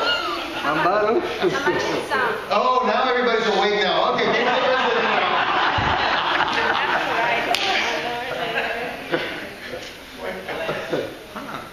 Okay. And now you're doing this for medicinal purposes only. The bottle. 8 ounces. 8 ounces. Okay. Now I'm going to give the explanation of why. Okay, here we go. All right. No. One day. Here. This is a cool thing. Hear this out. La muchacha esta, lo digo en español ahora. I'm going to say this in Spanish, okay? Va a comer peras por todo un día, para el desayuno, almuerzo y cena. Y va a comer más peras y va a seguir comiendo peras. Al final del día, se va a tomar de 2 a 3 onzas de aceite de oliva extra virgen. ¿Ok? Vale, se lo va a tomar todo. 1 hora más tarde, va a tomar 8 onzas de vino tinto, vino rojo. ¿Ok? Tengo una pregunta.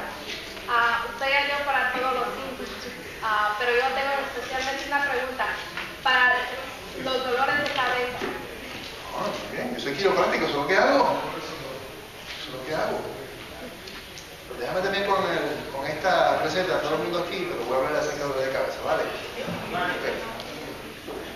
So, you guys are going to start eating pears during the whole day. Why?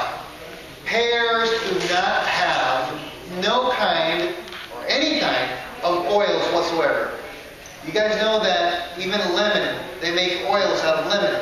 They make oil out of oranges. Okay? Pears are a type of fruit that does not contain any kind of oils whatsoever.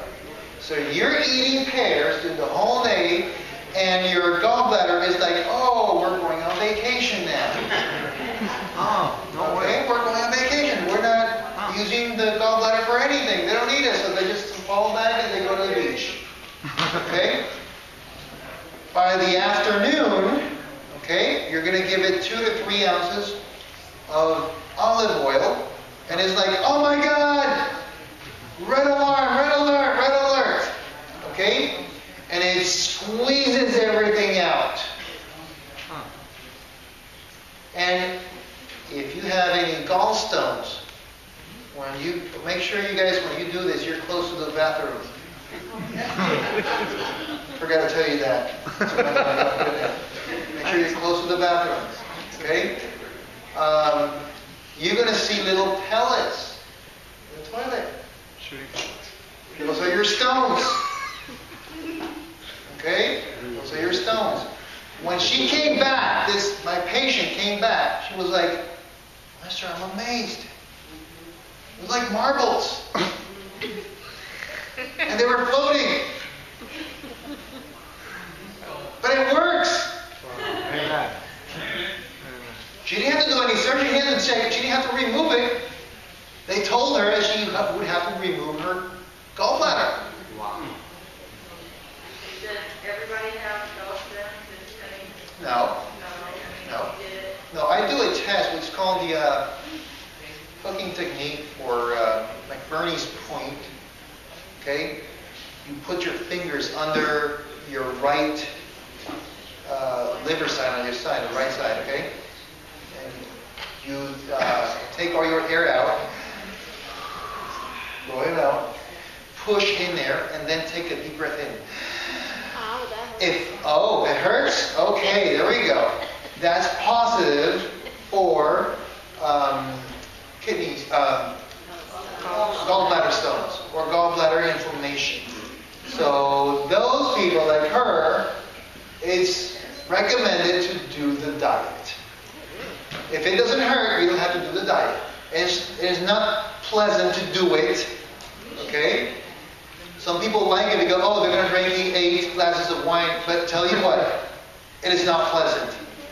The whole process is not worth doing only for the 8 ounces of red wine. So that was my question. Why? El vino. Why the wine? I understood the Okay, oil. here we go. Because remember, you're detoxing your liver. Okay? So then you want to stabilize the liver, get it back into normal rhythm, and you take your 8 ounces of wine, because wine stimulates your liver. Okay? Because, that's the first thing alcohol does to, and what I'm saying, okay, not the regular alcohol, I'd rather use wine than anything else. Okay? Red wine is right? Only for that. Okay? Yes, sir. ¿Cuántas veces hay que hacer eso para eso? No, me pregunto porque usted no lo está diciendo por un día. Just one day. That's all you need. One day. No more wine. One day. Is there a difference in the wine or? Red wine, I don't know if it's Chardonnay or whatever. I don't know. How painful is passing of the stone? Not painful at all. Not at all. Because I have a friend that had pain every time that he ate like greasy foods. And you guys will start noticing if you have like pink or something on this side. Okay? Then it'll be time for you to do that. Okay? But if you're like painful, like you've got to go to the hospital please do go to the hospital. Okay? Can you talk about gout? Gout. Yes. In Spanish, Yes. Gout. So gota. Gota. Pero, I want to talk a little bit about thyroid and headaches. Okay? Thyroid and headaches. I've been reading a little bit about thyroid. Okay? Thyroid's a little complicated. Yes, it is. Okay? But if you guys look up thyroid, si ustedes buscan la tiroides, los problemas de la tiroides todos vienen por causa de intoxicación. Toxicity is the key with your thyroid. You read anywhere, you go to any medical journal, anywhere, you guys will find that toxicity is the key, it's main here. Okay? If you have hypothyroidism, okay, if you have hypothyroidism, you have to use iodine and iodide. Iodine and iodine. Yodo. Just have yodo. Iodine. Okay? Where do you guys find iodine? Salt. Yes. Sal contiene yodo. And they're trying to take you away from salt. That's why salt is good, but not like fish. Okay? Now kelp has a lot of iodine. Seaweed. Sea salt does not have iodine. La sal de mar no contiene yodo. Why not? All the seaweed pulls iodine from the sea. Isn't that awesome? So you complement it with what you eat. Seaweed and sea salt. It's awesome. It's amazing. Really simple.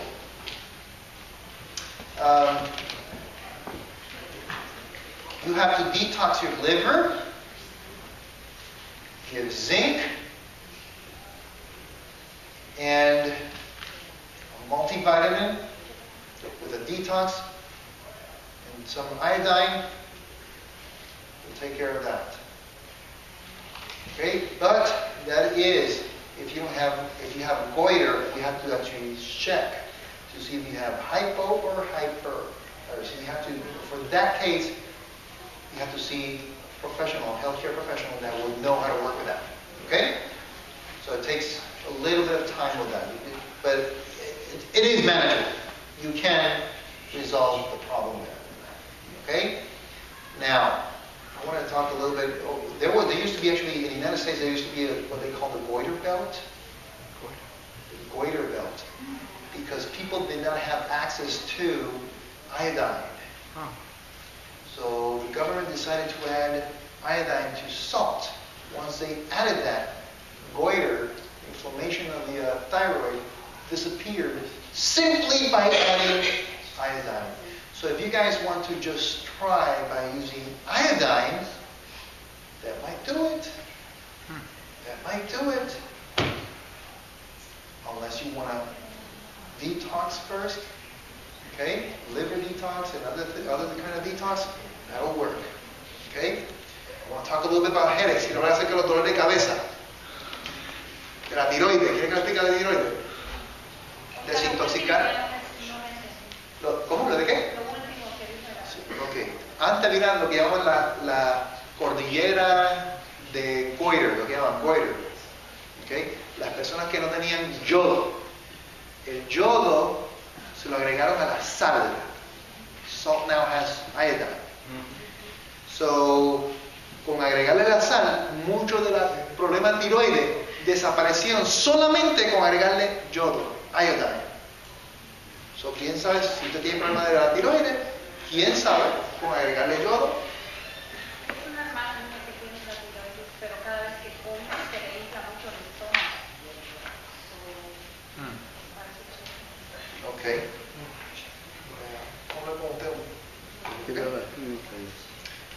Okay. Headaches. I deal with headaches all the time in my family. I I'm big on that. Actually, I'm going to tell you a little bit about Mr. Cedino.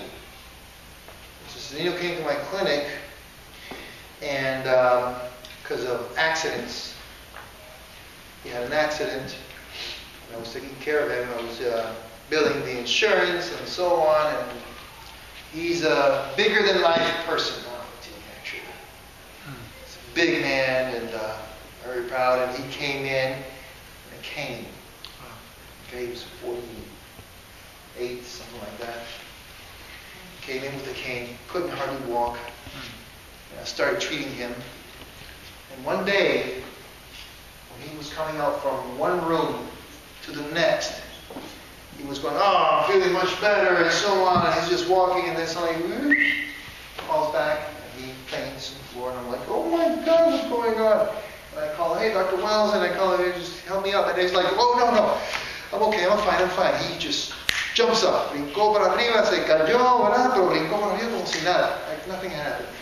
I'm like, okay, I'm good, I'm fine. Are you okay? He's like, yeah, I'm good. And down goes again. I'm like, oh, forget it, let's put him here on the bed. So we put him on the table. So we started checking him. And I do what they call a vertebral base insufficiency test. Okay? George's test to make it easier. Okay? And had him turn his head. I do a couple tests that I did. And I found out that he actually had vertebral insufficiency. Okay? Meaning that blood supply to the brain was not happening. Okay? Este señor tenía un problema de la sangre que el cuello, que cuando él viraba el cuello, la sangre no le fluía al cerebelo. It was actually the cerebellum. Wow. And you guys know that when a cop pulls you over, si un policía te para, el policía te va a hacer caminar la línea blanca. ¿Ok? Si tú has bebido, if you drink, si beben, el policía le va a hacer caminar la línea blanca. Porque si tú no puedes caminar la línea blanca, that means that you have a problem with your cerebellum. Because cerebellum is responsible for balance. Exactly right. So, what happens is that I did this test, okay? I said, okay, close your eyes, okay, and look forward. And typically, when I close my eyes, I should sway a little bit. Tengo que tener un poquito de desbalance. And that's normal. Why? When I have my eyes open, my input to the brain is my eyes, my visual. I can see where I'm at.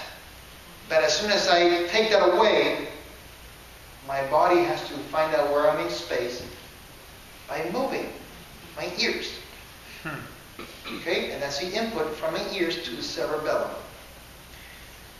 The thing is that this person had an insufficiency of blood into cerebellum, therefore not enough oxygen. So every time that he turned his head like that, he would fall off and would just land on the floor. Okay?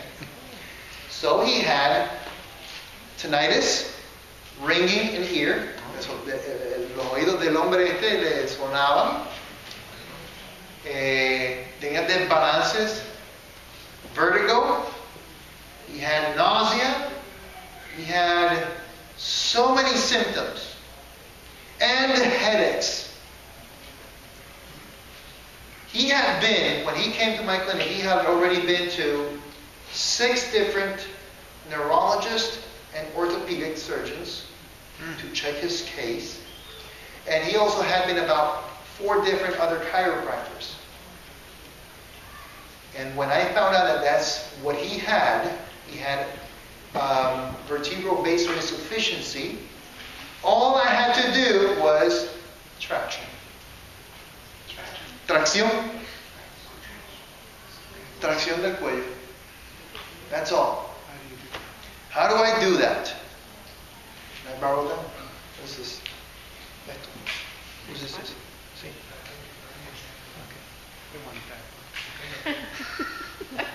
Okay, let's pretend this is a towel. Okay, and I put it around my neck, like this, okay? Like when you get out of the shower.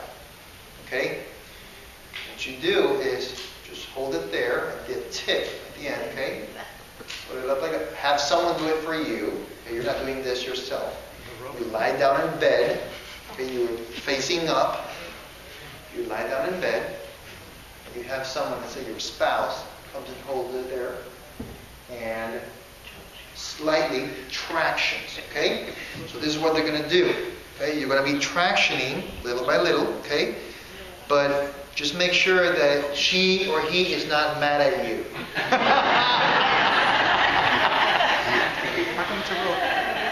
Because the traction you do is not like, you know. There you go. Does that feel better? No? It's something like, you know, you start little by little, you start tractioning, and once the other person says, okay, that's it, right there, it's good, you know, you stay there, you hold it for 10 seconds. You count 10, 9, 8, 7, 6, 5, 4, 3, 2, 1, and then the same speed, you traction, you let off. Okay? And then you wait a couple seconds, okay? And then you go again. That did it. Only that once or twice will be sufficient. Actually, that at the beginning you should do it a couple times, like let's say 5 times. Okay? And now this person, every time that he feels like he's getting dizzy or he hears a tinnitus or something in his ear, he'll just have traction. Okay? La tracción se hace con la toalla. Nada más. Y va poco a poco, traccionando poco a poco. Poco a poco. Y en el momento que te digan ya, ahí para, ahí se tienen que parar. ¿Ok? No la hagan muy duro, le va a arrancar la cabeza. Le va a arrancar la cabeza. Okay. So, there's different types of headaches also. Hay diferentes tipos de dolor de cabeza. Si el dolor de cabeza viene desde aquí, de esta de acá, those are called cervical genic headache. Okay? Si es un dolor de cabeza que es todo un lado, it's one side of the head, and you're actually like lacrimating, si están lagrimando, okay? Ese tipo de dolor le da mayormente a los hombres. Usually men typically have that kind of headache. Okay? And those headaches usually last hours. Okay? A lot of hours. And sometimes they wake you up at night. Okay? Pero you can also alleviate those by a simple massage. And that's it. Or drinking more water. That's it. Okay? I want to talk to you guys about rosemary. I really wanted to before I forget. Anything you guys had any questions? When you detox, don't you sometimes get headaches when you detox? Oh, thank you for that. Yes, you do. Actually, not only... Well, this is, you know, guess what? You know what is the best detox diet there is? The best detox diet is to stop intoxicating yourself. That's the best. Because if you, la mejor dieta para desintoxicar es dejar de intoxicarse. Okay? Because the truth is that when you guys intoxicate yourselves, if you guys quit intoxicating, your body will detox itself.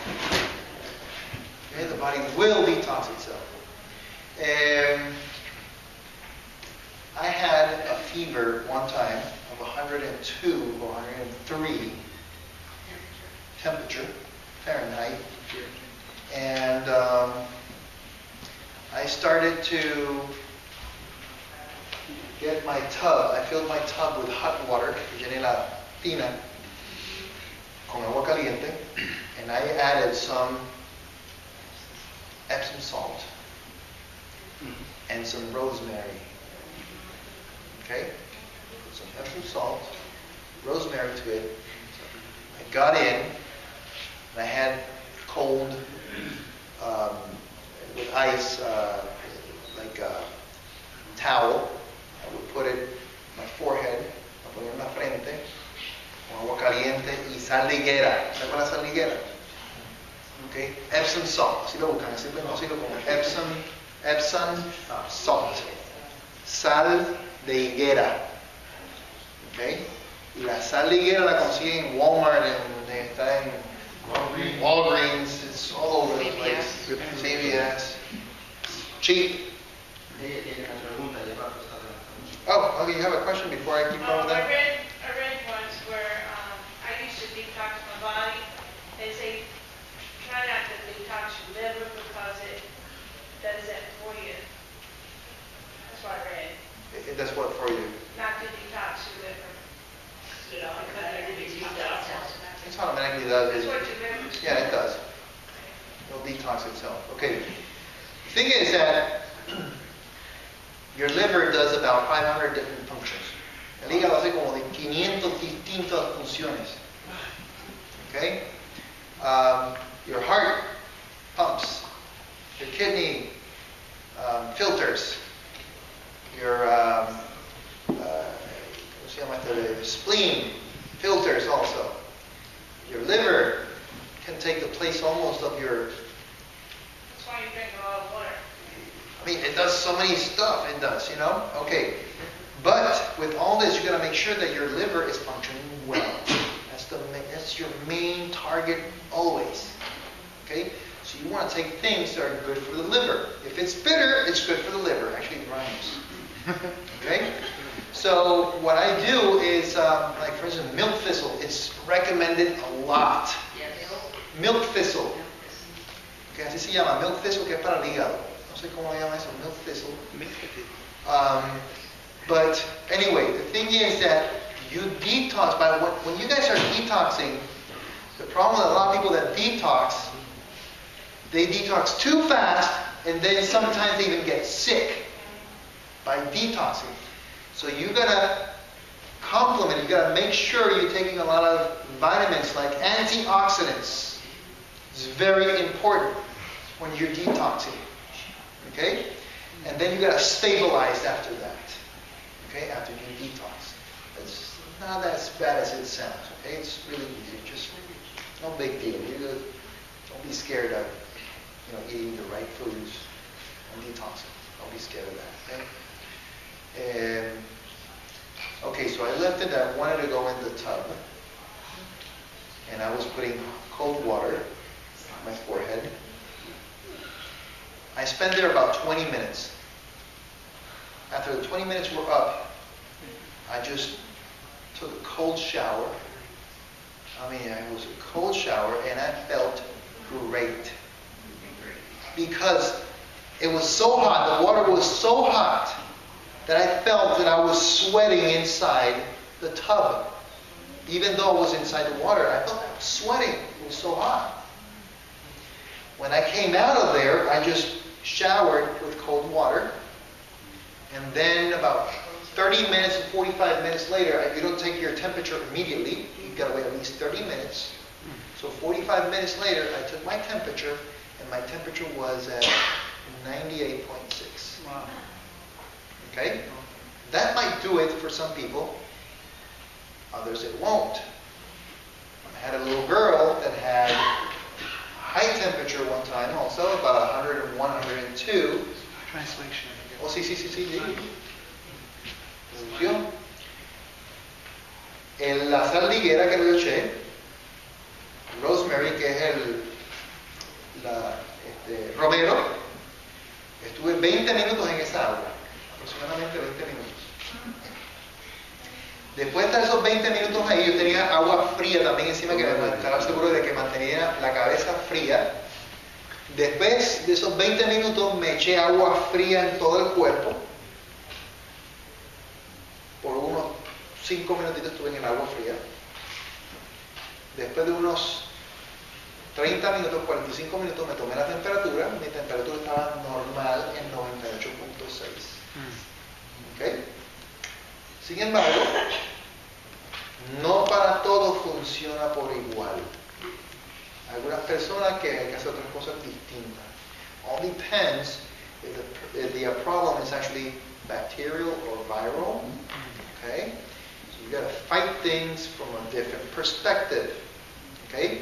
So this little girl what I did is I gave her an enema. Okay? And I first tried a couple of other things. The last thing I tried was an enema. Once I was done with the enema, I tried two things. I tried different things with hydrotherapy. Temperature went up. Okay? Temperature went up with her. I did hydrotherapy like hot in the feet, hot and cold in the chest, and hot in the back, cold in the head. Okay? That was one procedure. I did something a little bit different that I did with her. Nothing worked. The temperature kept on going up. And I told their parents, let's do an enema. This is the last thing I got. If nothing else works, we'll just send her to the emergency room. The ER. We did the enema, and as soon as we were done with the enema, her temperature was at 98.6. Just like that. Not everything works at the same time, okay? Different things might work at different times. Okay? So, this doesn't mean that now you guys, are going to do enema for anything, or you guys are going to do any hydrotherapy, but now you guys have tools to work with. Okay? Including the sauna. I told you guys this morning. Yes. Okay? Rosemary inside a pot that is an electric pot with some rosemary. Put it to low boil just a little bit. You put a wooden chair. You cover yourselves up. Okay? You're there for about 10 minutes or 15 minutes, no longer than that. You take it off and you take a cold shower for about a minute. Okay? You rinse yourself a little bit, you get back in there, and again for 10 to 15 minutes. Do the same thing over again. That's really good detox. It's an awesome detox. Okay? ¿Qué es lo que yo acabo de decir ahora mismo? Acabo de hablar acerca de la niña, exacto, de la enema. Porque la niña tenía una fiebre de 101, 102. Le di diferentes tipos de tratamientos de hidroterapia. Ninguno me funcionaba. Caliente en los pies, caliente y frío en el pecho, caliente en la espalda y frío en la cabeza. No me funcionó. Le aumentó la temperatura a la niña. Le hice otro terapia de hidroterapia. Le subió aún más la temperatura. Le puse un enema a la niña. Apenas terminé con la enema, 98.6, la temperatura estaba totalmente y completamente normal con la enema. ¿Okay? Pero no siempre funciona el enema. A veces funcionan otras cosas, funcionan también. So you gotta play with this a little bit. Okay? Some things might work immediately, others might not, and so you gotta play a little bit with it. Okay? Enema es lo mismo español e inglés. Enema. Enema. Okay. If you guys have any more questions, I'll be more than willing to answer them. You asked about gout. Gout, yes, yes. Gout typically is due to what kind of acid? There's an acid. It's uric acid. Uric acid, you're right. Okay? If you guys, anyone that has gout, it's a high uric acidity level. Just by simply doing the diet, the anti-inflammatory diet, which you guys heard about all these arachidonic acids. Okay, all these acids, it's nothing else at high acidic level. So it's a pro-inflammatory condition also. So if you go into an anti-inflammatory diet like the one I'm just telling you right now, that will just simply do it. Don't eat veggie meats either. Veggie meats are not good. Veggie meats has high gluten levels, and gluten is not good. Gluten is not good. Why do we still eat gluten in church? It is a meat substitute. If you're trying to switch from eating a lot of meats to being more into a vegetarian, that's an alternative. That doesn't mean that you're going to do that forever. Are we clear with that? Because I've had a lot of criticism, a lot of people criticizing, oh, you're talking about our meats. Okay? Tofu. Yeah. And the reason that our church make those veggie meats is for those. I'm sorry. Go ahead. A little higher. I was reading something that the pastor was explaining. The reason why our church made those kind of meats was for those who want to stop meat but they can't. So that's why we have those meats in the church. It doesn't mean that we are Seventh-day Adventists, that we know when we are all vegetarians, we don't eat those meats, It's not for us. We are vegetarians. So vegetarians means that we eat vegetables and you take our proteins and everything from vegetables. Okay, another thing. I actually make veggie meat with lentils, con lentejas. Yo hago una carne vegetal de lentejas. What I do is I do my lentils, okay, and I drain it. Yo saco todo el caldito, and then I put it down on the side. Caldito lo uso para hacer una sopita, do some soups or something else with the drained liquids that I get from the lentils. And then I add all sorts of spices and stuff in there. Also add some, avena? What's the avena? Oats. Oatmeal. I add, no oatmeal, oats. I add oats. Okay? Whole, yes. Whole. And then I add some almonds and some walnuts in there also. And I add a little bit of an egg or something so that it can... Texture? Yes, right. Yeah, bond, thank you. For people that are vegetarian or I say vegan, you can put a little bit of sesame, not sesame seed, flaxseed, thank you. Flaxseed. Flaxseed will bond. Okay? And then you can do a patty and bake it or just put it with a little bit of olive oil. Or you can just do a little meat like meatballs also, and they taste amazing. And guess what? And they're full of protein. They're amazing, and you do them like semi-sprouted. And not only that, they're much cheaper to do at home than it is to buy them at the health food store. And so good. MSG. Tell me about MSG. Monosodium gluten. Glutamate. Monosodium glutamate. Monosodium glutamate is actually a neurotransmitter inhibitor. Monosodium glutamate will actually do the effects of doing a lot of alcohol. Okay, it'll block your neurotransmitters and it'll alter it. It's a neural MSG, monosodium glutamate. Okay, so it's a neurotransmitter inhibitor. Es un inhibidor de neurotransmisores, el monosódico de glutamate. So when you guys use a lot of the soy sauce or Chinese food that contain MSG, that's what you're doing.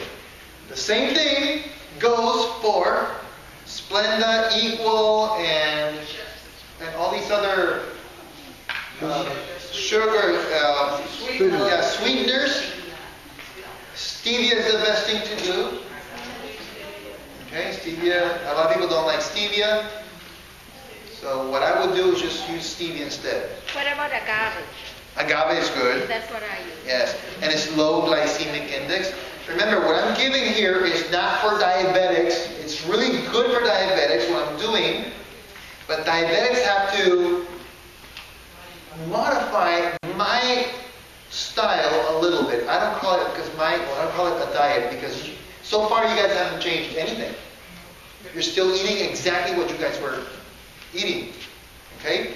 Now, I gotta finish because I didn't bring my car. I'm with these guys here. And they're kind of like... They're going to leave you behind. They're going to do the traction on you. But yeah, they're going to do the traction thing on A me. little longer. I'm going to be the 13th of October in this other church, and I forgot to talk to you guys about bread.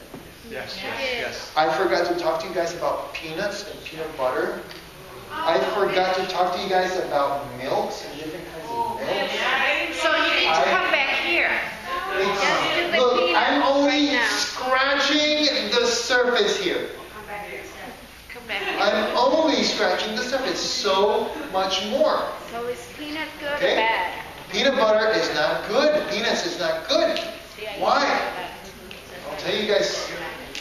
13. I'll give you guys some motivation for us to come, right? Now, this is the thing, though. Esta es la cuestión. Miren, I have talked so long here. I've had many talks that I've given, and I talk this amount of time because this, for me, is a passion. I love what I do. I love what I do. Very passionate.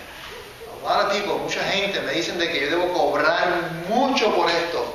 And I should be millionaire by now because, you shouldn't give this away. But guess what? By helping so many people, I feel rewarded. And it's a blessing. Everywhere I go, it's a blessing. Okay? It makes me really happy. Is your Facebook underneath? Yes, you just Google Dr. Lester Carrero. Boom, right there. It's my Facebook, and if you want to write me anything, and you want to tell me if you guys do anything, you want to put it on my Facebook. Great. Wonderful. I have a website also. I've got my clinic. It's Harmony Clinic. So if you want to go just harmony-clinic.com. That's my clinic also. I don't know. If you guys write to me, I'll write to you guys back. I love what I do. Me encanta lo que hago. Me fascina. So, if you come to my office, I'll charge you. Now, guess what? If you guys have insurance, I crucify insurances. Oh yeah, I'll take them. Definitely. But this is the thing though. If you guys have to pay cash out of pocket, I always consider everybody. I don't, and this is the bad thing about insurance. This is what really kills me about insurance. You guys pay, $300, $400, $500, $600 a month for insurance. And then when you guys go try to get some help, you got to be with the doctors only in the network. Oh, you guys are HMOs, and then, or PPO, yeah. And then when I bill out for insurance or something, I get back for a full hour or whatever it is, $19. And I was like, you guys pay so much, and they keep everything. If you guys are paying $600 a month for insurance, $400, like I have a couple people, look, pay me $100 a month, and I'll keep you healthy. You'll never get sick. I'll make sure you stay sick, you stay healthy. Why have an insurance? Well, it's good to have insurance. I'm not saying that it's bad. But what I'm saying is that, why have an insurance that's not even giving you anything? I really don't like it. That's why I'd rather have accident patients than insurance patients because it's just, but I take it. I try to crucify them as I can. But anyway, it was a pleasure for me. Un placer para mí estar con ustedes. Me encantó.